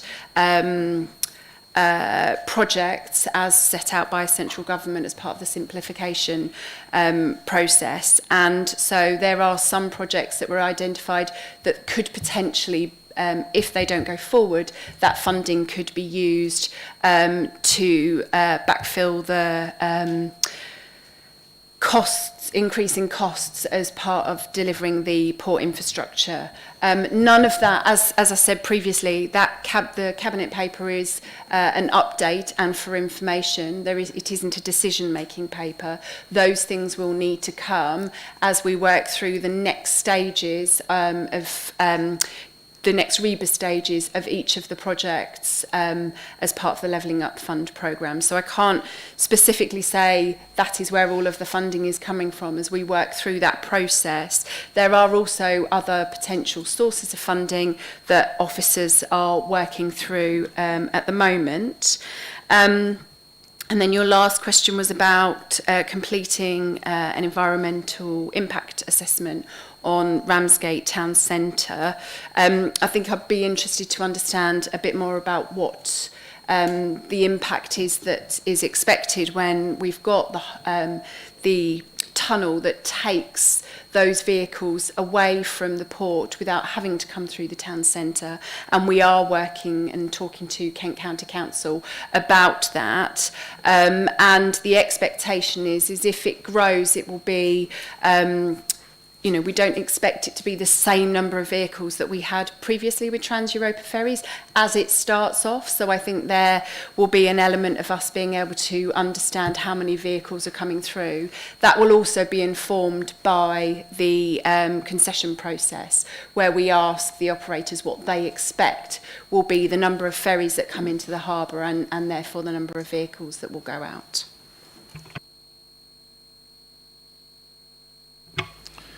So, is there a 6.5 million funding gap, or is it 2.25 million? Both are in the report.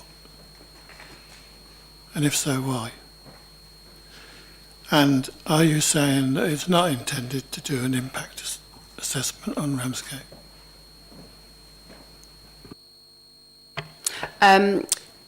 We don't know the exact funding gap. As we've said in the report, we are doing a survey, or we're commissioning a survey at the moment, which will provide us those up-to-date figures that will then allow us to understand what that funding gap is. As it says in the report, some of this is based on previous information that has been updated and an understanding of the infrastructure that we've got there. So I can't tell you exactly what the funding gap is. That will come in June 24, and as we've offered, that will be part of an update paper to Cabinet to highlight what that gap is and what the solutions are to fill it. So I can't answer that specifically. And I didn't say that there wouldn't be an EIA on Ramsgate Town. What I said was that we would need to understand a bit more about what that needs to look like. And we have got some extra resource to support officers around this specific project who have experience of running engineering schemes such as this. So they will be looking at all of those requirements through the MMO and in terms of environmental impact assessments and planning and permitted development. All of that is part of this overall project.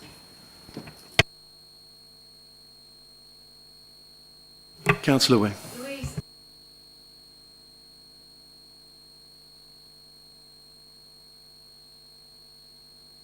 Never mind.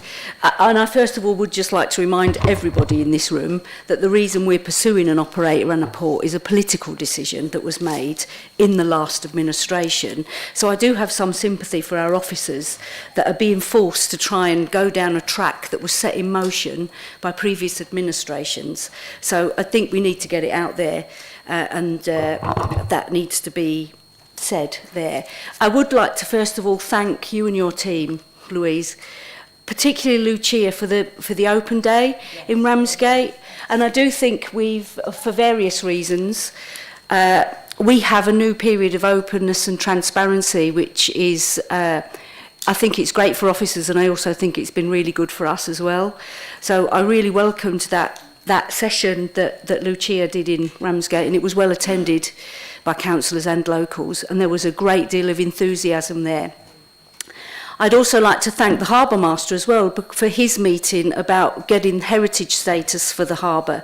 Again, I think the council are turning to a new style of approach, which is trying to harness the enthusiasm and this expertise that exists, particularly maritime expertise that exists in Ramsgate.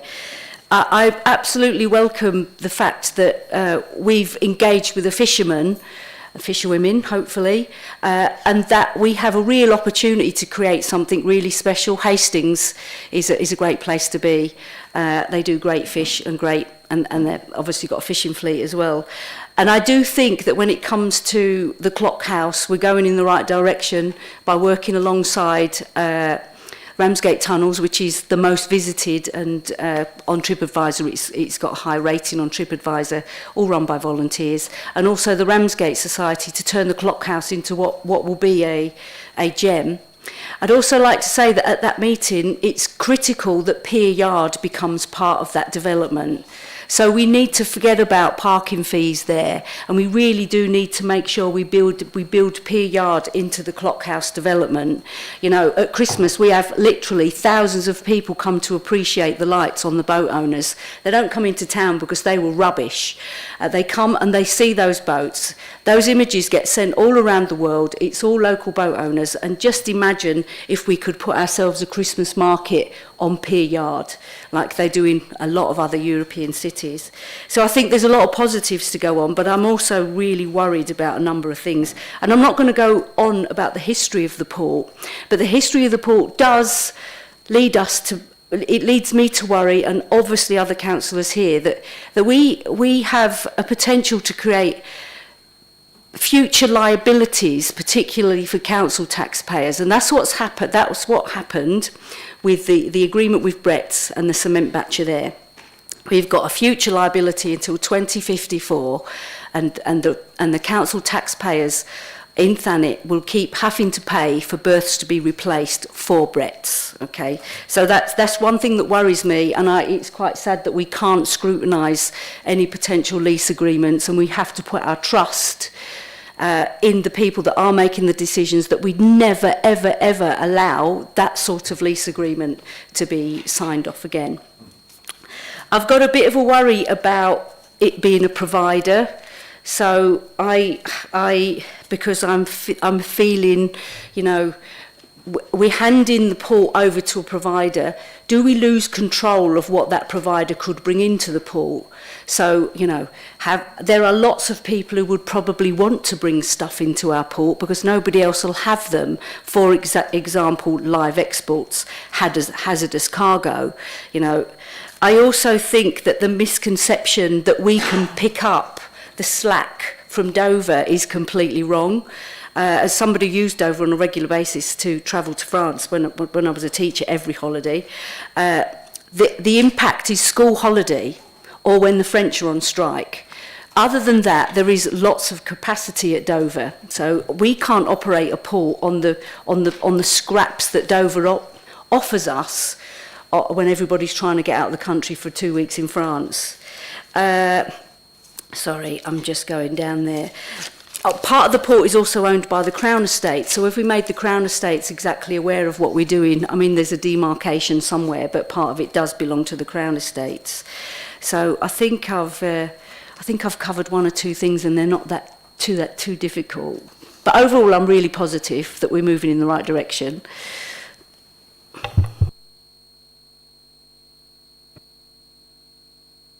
Oh, thank Losing you. control of what comes into the port is a real issue for me. Future liabilities. Thanks, and thank you for the compliments for the team, and I shall pass those on. So I think we've talked about the Brett's lease arrangements and what our commitment is around that, to try and deal with some of those challenges that you've put to us at previous meetings.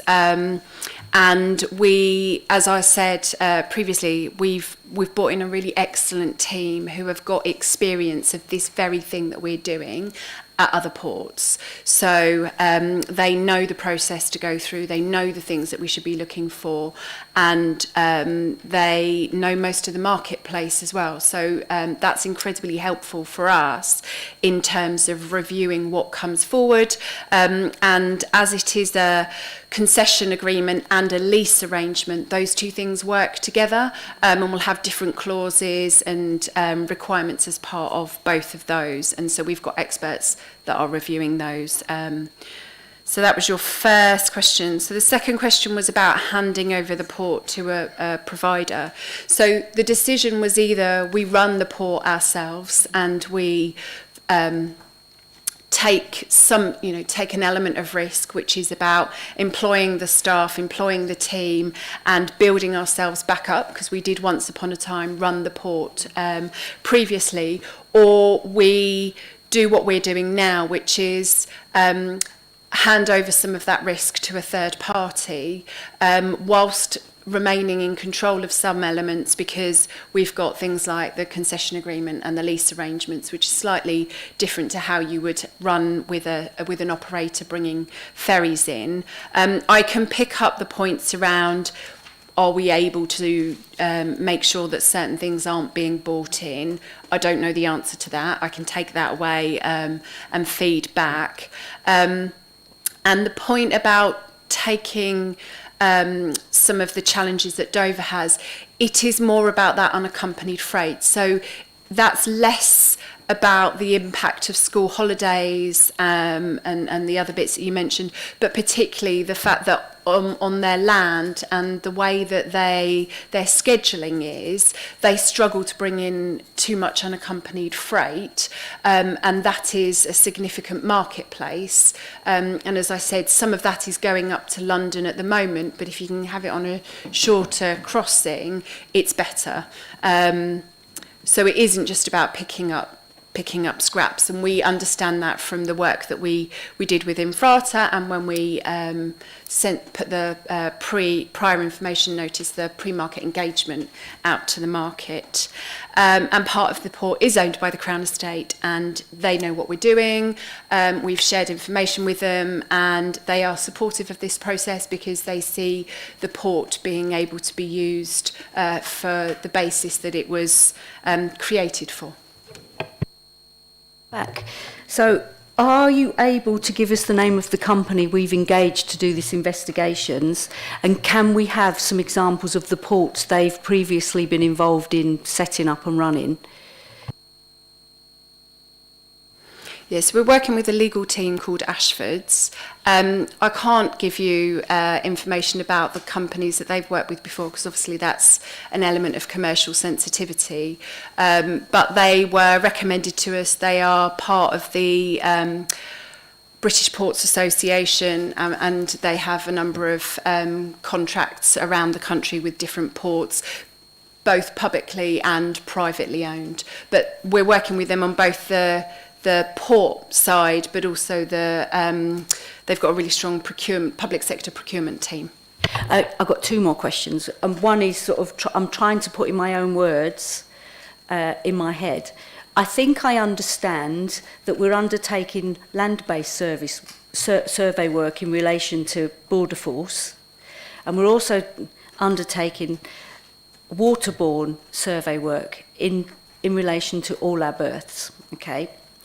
Am I right in thinking that it will only be surveys and that we won't be moving forward with any spend on anything Border Force building until we have a provider in place? Yes. My next question is, there was talk of Brett's expanding, and I walk past that port every day. It's the most watched piece of Thanet. It's the most watched piece of Thanet. You didn't mention the expansion of Brett's. Where are we with Brett's possibly expanding further onto the port?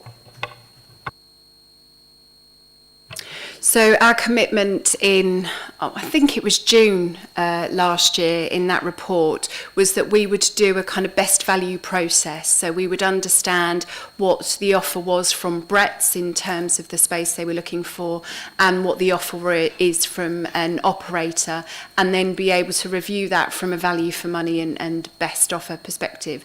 So we aren't any further along, particularly in that process, because we need to go out to the market, identify the operators, and we've got two parts to that process. One is with part of the land, and then the other is with the bit of land that has been shown an interest in, so that we can do a proper qualitative exercise on that.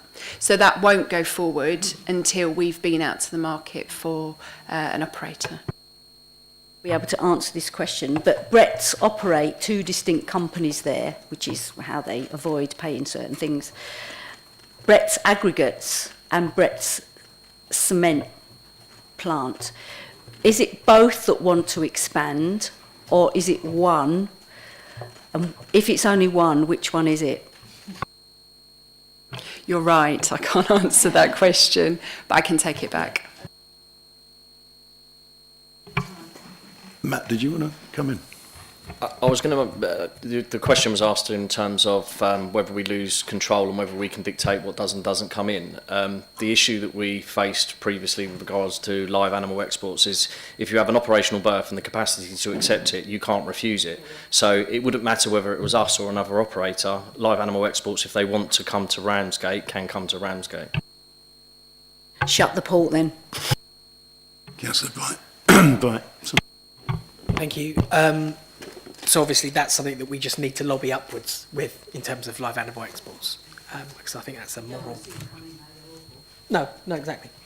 Imports and exports. So I'm not. Just to clarify, I'm not an expert. I might look like a sailor, but I'm not actually of a nautical bent, shall we say? So I'm really encouraged about it feels like it's a real shot in the arm for the fishing fleets. I'm really encouraged about what Councillor Nichols was just saying. I have got a couple of just questions. So one of them was in terms of, so my understanding is clear, that a port operator, we would essentially, they would be paying us to operate the port, and then they would charge ferries to operate out of that port potentially. Is that correct, my understanding of that? And secondly, would we be able to therefore impose certain standards upon them in terms of, we talked about, there's been talk about emissions.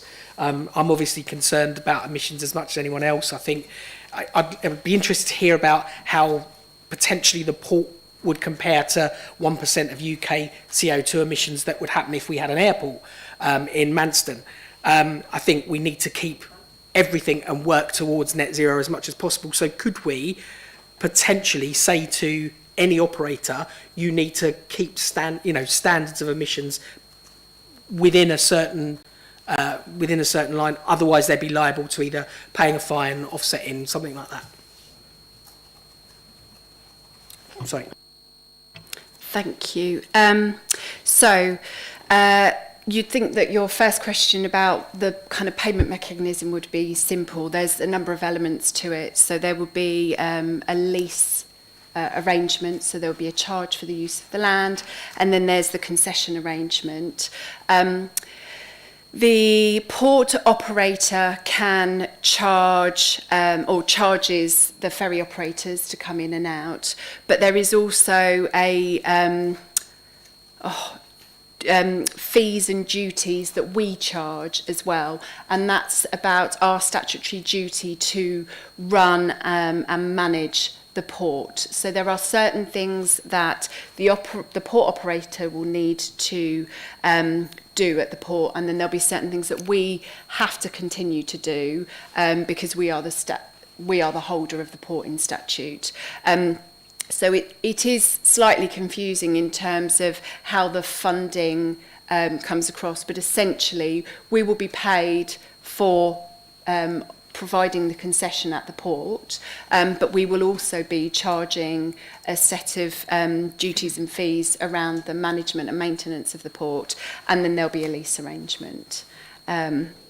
So that's the first question, and then your second one around emissions, I will have to take that back. I can't answer that. Just another quick question about the way it operates. Potentially, could we therefore get to a situation where we've got a port operator paying us to operate the port through those mechanisms, and if they don't attract a ferry operator, tough? Okay, thanks. We could, but what we will be making sure is that there are certain numbers that we expect to see coming in and out of the port, so that we make sure that we get the duties and fees in order to continue to maintain the port to the level that it needs to be at. So that's why the mechanics of it aren't quite as simple, because there will be certain clauses within that, and those things are being put together now. Understood, thank you. Councillor Austin.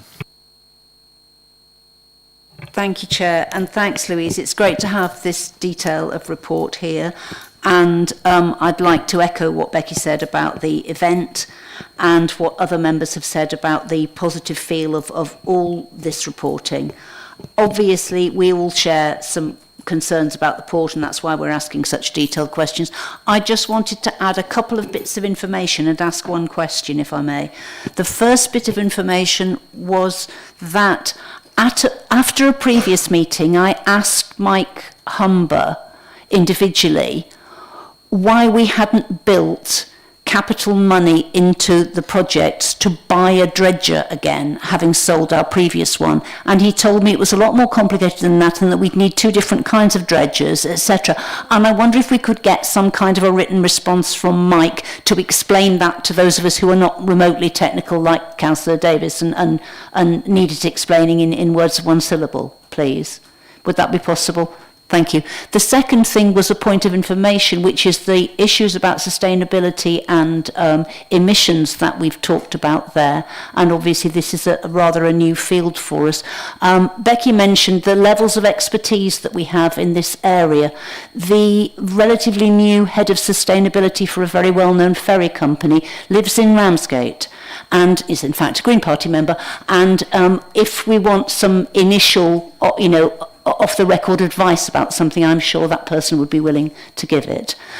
And the question that I wanted to ask was picking up on Councillor Manner's question about what process decisions go through, because it was apparent, obviously, we can't deal with commercially sensitive matters in public meetings. But the alternative appeared to be that everything was going to be decided by officers and nothing was going to go through Cabinet, which doesn't fit with our governance processes at all. So I just wondered if you could clarify how and at what stage members, particularly Cabinet members, will be involved in this decision making, please. Thank you.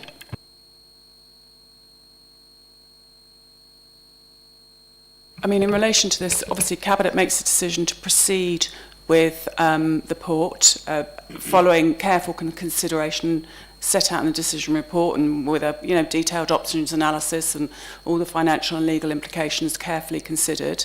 And obviously, where it's a key decision, that comes to OSP as a matter of course. But officers then go away and implement, and that's what Louise is talking about, the implementation. And obviously procurement, once it's agreed, once the Cabinet has made the decision that there will be a procurement exercise, then officers go ahead and do that procurement. And it's at that stage where, at the procurement stage, that the business plan that Louise was talking about will be carefully scrutinised. But that is the decision to go out to procurement is a decision that's taken by Cabinet, and then officers go ahead and implement. Does that make sense? I know I'm cutting in, but it sort of relates to it, and sometimes it just comes into your head. So I'm assuming there possibly is a line in the sand where people will just go, no, we can't do this. If things don't stack up and it's not economically viable, then there will be a line in the sand that actually says we're not going to pursue something that's not viable. That's Yeah, there will be a line in the sand. So I can't tell you where that line is until we've gone through the process of knowing the costs and knowing what's coming forward from the operator. But there will be a line because we need to make sure that it's viable and is value for money. And all of the Levelling Up Fund schemes have been through a value for money process. And we will need to report back to central government. Any changes to any of the projects get reported back on a quarterly basis. So they will pick up if they think there are value for money challenges. So yeah, there will be. Councillor Davis. Thanks, Phil. I'm trying to simplify what I'm going to say because I actually have a great degree of sympathy for the impossible job that you're trying to do. Because I think you're doing a very good job, Louise, but unfortunately, some things are undeliverable, and in my opinion, this is undeliverable. But that's based on years of knowledge and. Yeah, I'm not saying I either, and the whole team. In terms of due diligence, and you said there would be robust due diligence, and I understand the need for commercial confidentiality on commercial underwriter by background, along with the compliance. Bottom line is you can redact the details of the individual, but we need a clearly defined set of parameters that are being worked to as part of that diligence process, so we know what qualifies, what doesn't. Yes or no, because that's how you underwrite something. You go broke on exceptions, so it's not we could make that work. It either ticks the box or it doesn't. That tick box exercise and the requirements of due diligence are not commercially confidential because they should be applied to any applicant. So I think we need to see those and how the due diligence process is being applied. And could I also have confirmation or a promise that this due diligence process, there's a key point here. Anybody expressing an interest or saying, there are some of us could come along with the relevant background and experience to apply for this. We're not going to, but we could. Now, if we were to do that, we would fully expect to be made to declare which vessels we were going to use and on what schedule. Because I can tell you, an FOI 2 weeks ago said that the longest vessel, the biggest vessel that's been in Port Ramsgate since 2016 is 157 metres. One vessel berthed once, or one vessel, and that's the Jeffco vessel, That's 157 metres, not 180, which the Infrata report repeatedly refers to. 180 metres doesn't fit. 2 test vessels have been berthed in that harbour. One of them was the Pride of Burgundy. Forget the name of the other. Both of them are now on beaches in Turkey, not sunning themselves, but scrapped as unviable. And the Pride was only scrapped 4 or 5 months ago, sailed out of Dover with great fanfare, water spouts everywhere. Ta-da, don't need you anymore because there's no trade for you. We hear about the increase in trade and demand. It's not there. It's as good as flat at Dover. I want to point out to this committee and to everybody as a matter of record, by the way, that Dover are currently reclaiming more land to expand their freight operations should they need to. The demand is not there, but they are reclaiming more land for freight and passenger. So, but on a speculative basis on the freight, but it gives them resilience. The Infrata report talks about a massive recovery in trade after the pandemic, which hasn't happened. We're in decline still. And says that by 2030, Dover will need relief capacity. which suggests that we are being put into a position of just being a vassal relief valve to Dover or some other port or a combination of. More to the point, the vessels do not exist on the shipping registers that are of a standard we would want in here. We're not talking about, what's the word I'm looking for? Tramp steamers. We don't want a harbour full of tramp steamers dumping rusty old unaccompanied trailers. We've got a facility there. That yields, by the way, unaccompanied freight has yielded £8 per square metre, and that includes the yield from parking the cars there on a prolonged basis for Jeffco. That port costs us £24.70 a metre to pay the Crown Estate for the use of it. So what sort of genius would think it was a good idea to take something that loses 3/4 of its value and then let's do more of that? This whole procedure is madness, and it's based on fake information and falsities, because that Infrata report is not the reality of what's happened. And that was the basis that the previous administration granted. Yes, they took it on, but it was because the information in front of them suggested that it would be a good idea. The evidence does not back it up, I'm afraid. So as I say, it seems very personal. It's not, Louise, and I think you're probably trying to deliver something that a lot of us don't believe at all. But that due diligence process, please, must include specific identification of the vessels, their availability, and I think that will give us all the answer to the question on this. What we then do with the money will be a whole other argument, but this does not stack up. The best value considerations don't work. Otherwise, the thing would have been used. It's been sitting there. It's been allowed to silt up. There are 2.1 metres of water in the port, less than that in the Royal Harbour, and down to 1.5 metres in parts of the inner harbour. It is not a functioning port. Those lines in the sand, and there's a lot of them because you can see them in the port because when it dries out, well, those lines need to be drawn sooner rather than later. I think your point's well made.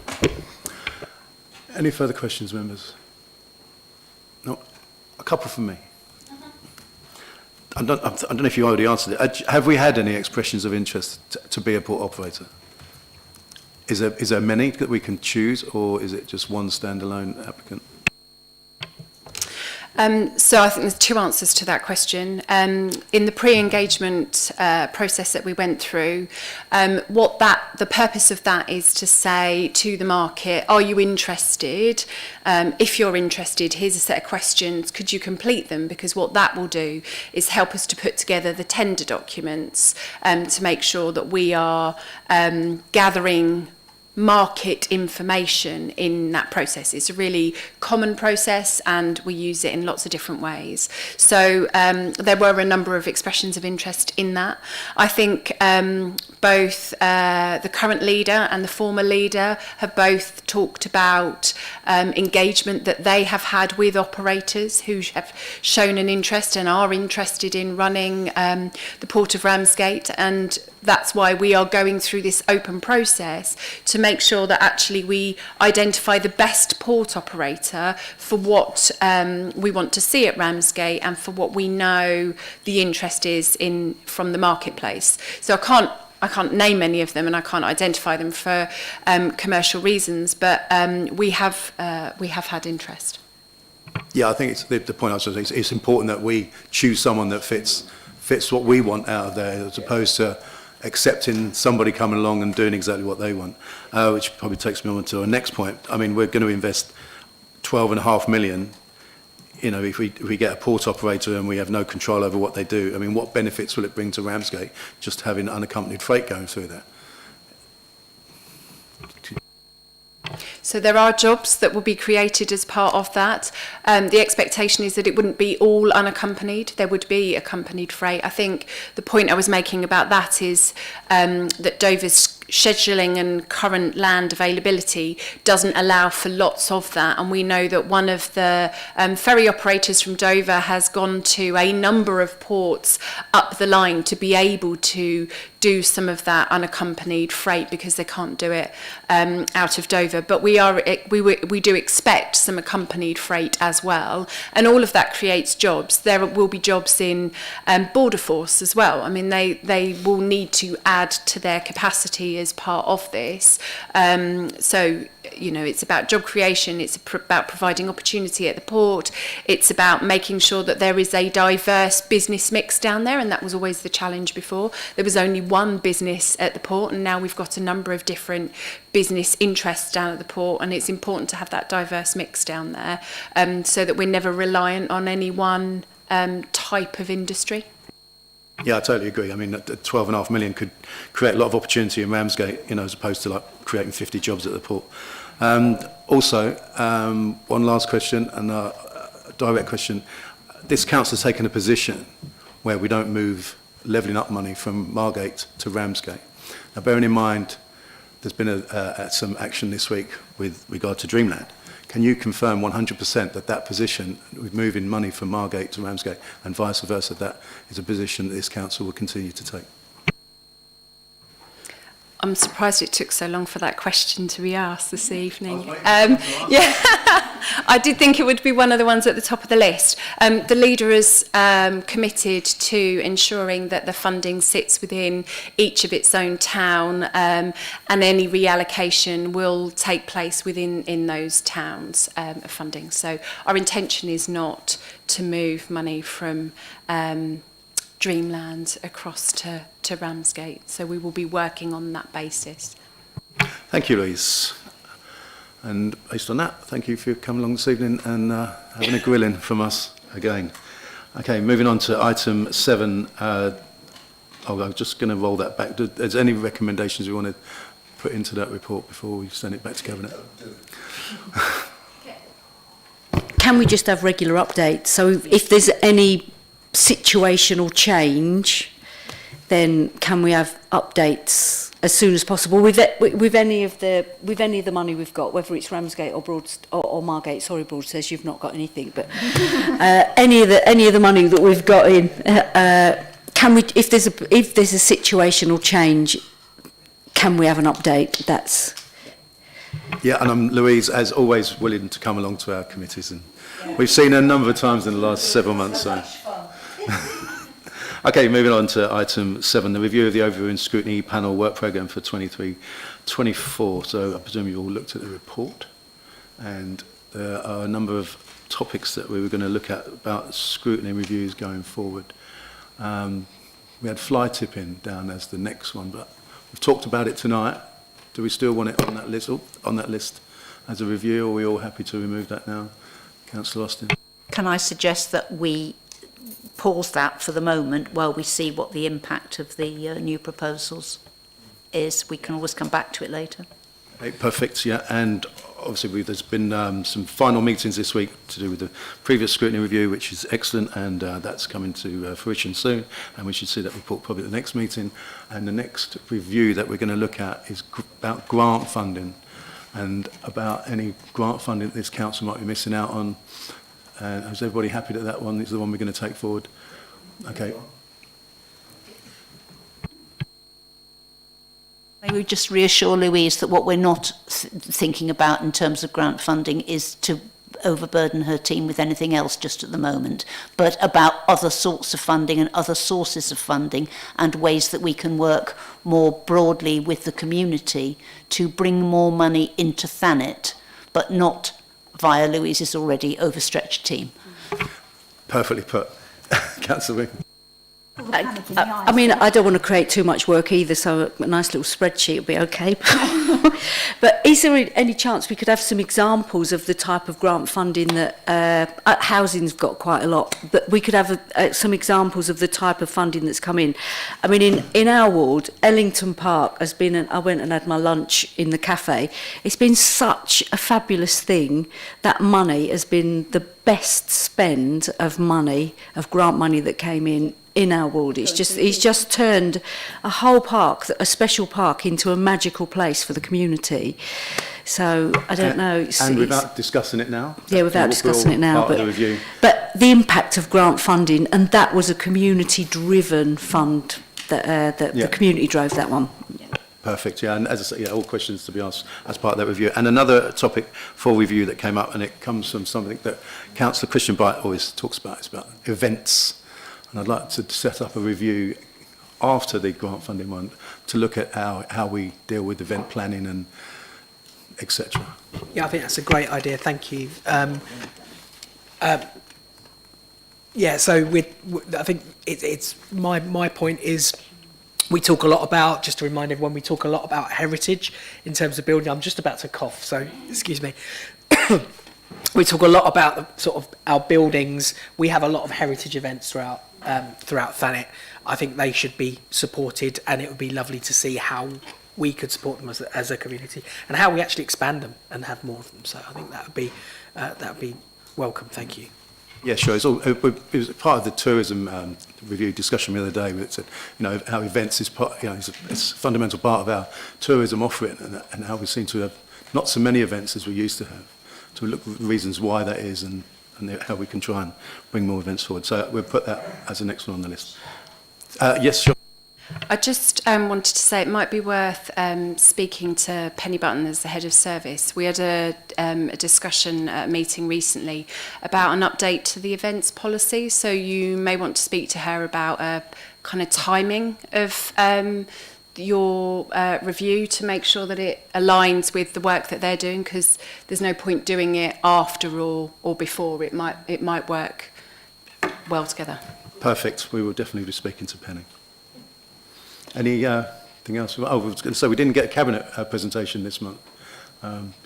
We did ask Councillor Duckworth to come, but we didn't give her enough time to put a presentation together. We're not going to let off the hook. We're going to bring her in April. Next month we've got Councillor Everett, who's going to come and talk about the port. The specific question we've asked and I've put to him is, can he come and tell us what he thinks the impacts of the port developments are going to have on Ramsgate Town? That is the question I put to him, and he will come along at our next scrutiny meeting, which is on March the 12th. Yes, Chair. And the leader has come back to us with the response that it's maybe too early for Cabinet to come up with a presentation on that. But I think I spoke to Louise about it, and maybe she may sort of add a bit to it. Yeah, I mean, I think it kind of leads on from some of the questioning today. And I think what we've been trying to say is there's still quite a lot of information to come. And it might make more sense to have the leader come and do a presentation when we know a bit more about some of those things that you've talked about today. I think probably the 12th of March is probably a bit soon for that, because there's probably quite a lot of work to pull some of that together on the basis of the question that you put to him. Councillor Davis. One quick question I'd like to ask, if I could. It relates to the Green Hub, which we haven't actually talked much about tonight, and is obviously probably one of the more important areas, I believe, of the levelling up projects in Ramsgate, because it's deliverable, or hopefully. How was the response? There was the expression of interest exercise. How many responses did we get? The reason I ask... Sorry? It's levelling up. I'm just finishing off on that. Save Louise answering it next time. Is that all right? I mean, I'm sorry, I don't want to be out of order, you know. It's just... Did we get a good response? How many, Louise? Because one of the organisations that did approach had contacted me and said that they hadn't had an acknowledgement of their application or their expression.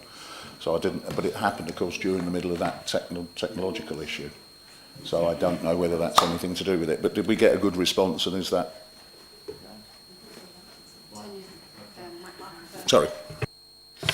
We did get a good response. It all came in before we had the challenges around the technological issues, so I'm not sure who that might be that hasn't had a response from us. So you can let me know. We've had a really good response, and it is helping us inform the model of management that we're going to put forward for the Green Campus.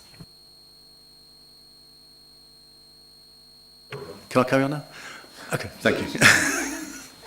Okay, moving on from Councillor Everett not coming next month, I'm going to re-ask Councillor Duckworth to come to, and just so it's all to do with commercial leases and contracts. She wanted a specific question as well. Sorry. Yeah, I think the question is how often do we review the commercial leases and contracts? I think is that the question, sort of question we want to put to Councillor Wing. The process by which our assets are, you know, I don't want to know the detail because that would be commercially sensitive, but I would like to know when an asset becomes available, what process do we follow? Because sometimes there's been different, we've actually engaged an outside agency to go through that process, and on other occasions we haven't. So it all seems a bit, and there's probably a very good reason for that. But if you're leaseholders and your residents and your councillors, you automatically fill the holes and think there's something going on here. Why have they done it this way and not that way? So the whole issue around when an asset becomes available, how do we actually advertise? How do we work out the commercial rates? I mentioned the garages, Harbour Towers garages. There's been a 75% increase in the cost of those garages, and actually the resident gave me the information, which I will pass to the leader because he asked for it. When I emailed Estates and said, can you tell me how this was worked out? She went, oh, we just looked at the commercial, at the going rate. Well, she must have looked at somewhere in London because we've now got some of the most expensive garages in the country. So, you know, and a lot of residents who had garages moaned about that. A 75% increase just seems quite ridiculous. So it's those, and I would like to bring examples of where there hasn't been an adequate answer back. I did email back and say, can you tell me where were these commercial examples that you looked at? Which should have been easier. We looked at them in Westwood Cross or wherever garages were. I could have done a bit of research myself, but I've got a life, so yeah, it's just the whole process around it. Yeah, I mean, we have Sally O'Sullivan comes, you know, quite on a regular basis to talk about our housing stock, you know, and produces brilliant reports and, you know, and how we're doing with housing stock, but we have nothing at all on commercial property, so yeah. Sorry, Chair.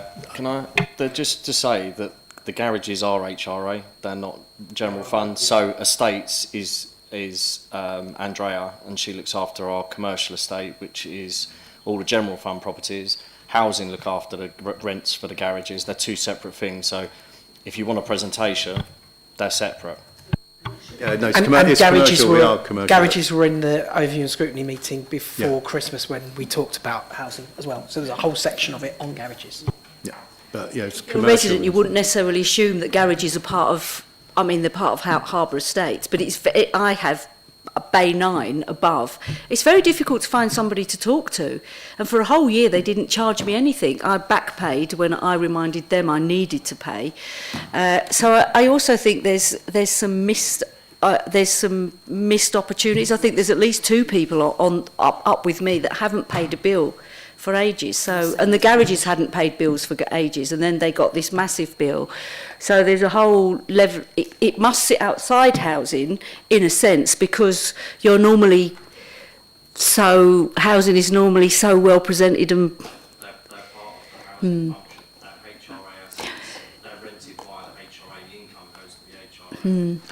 I'd still like to, those residents would still like to know why there was a 75% increase and how that was worked out and what evidence was used to inform that increase. Comes next time we can put those questions to. Okay, so the question for Councillor Duckworth, I can gather, will be how do TDC review commercial leases?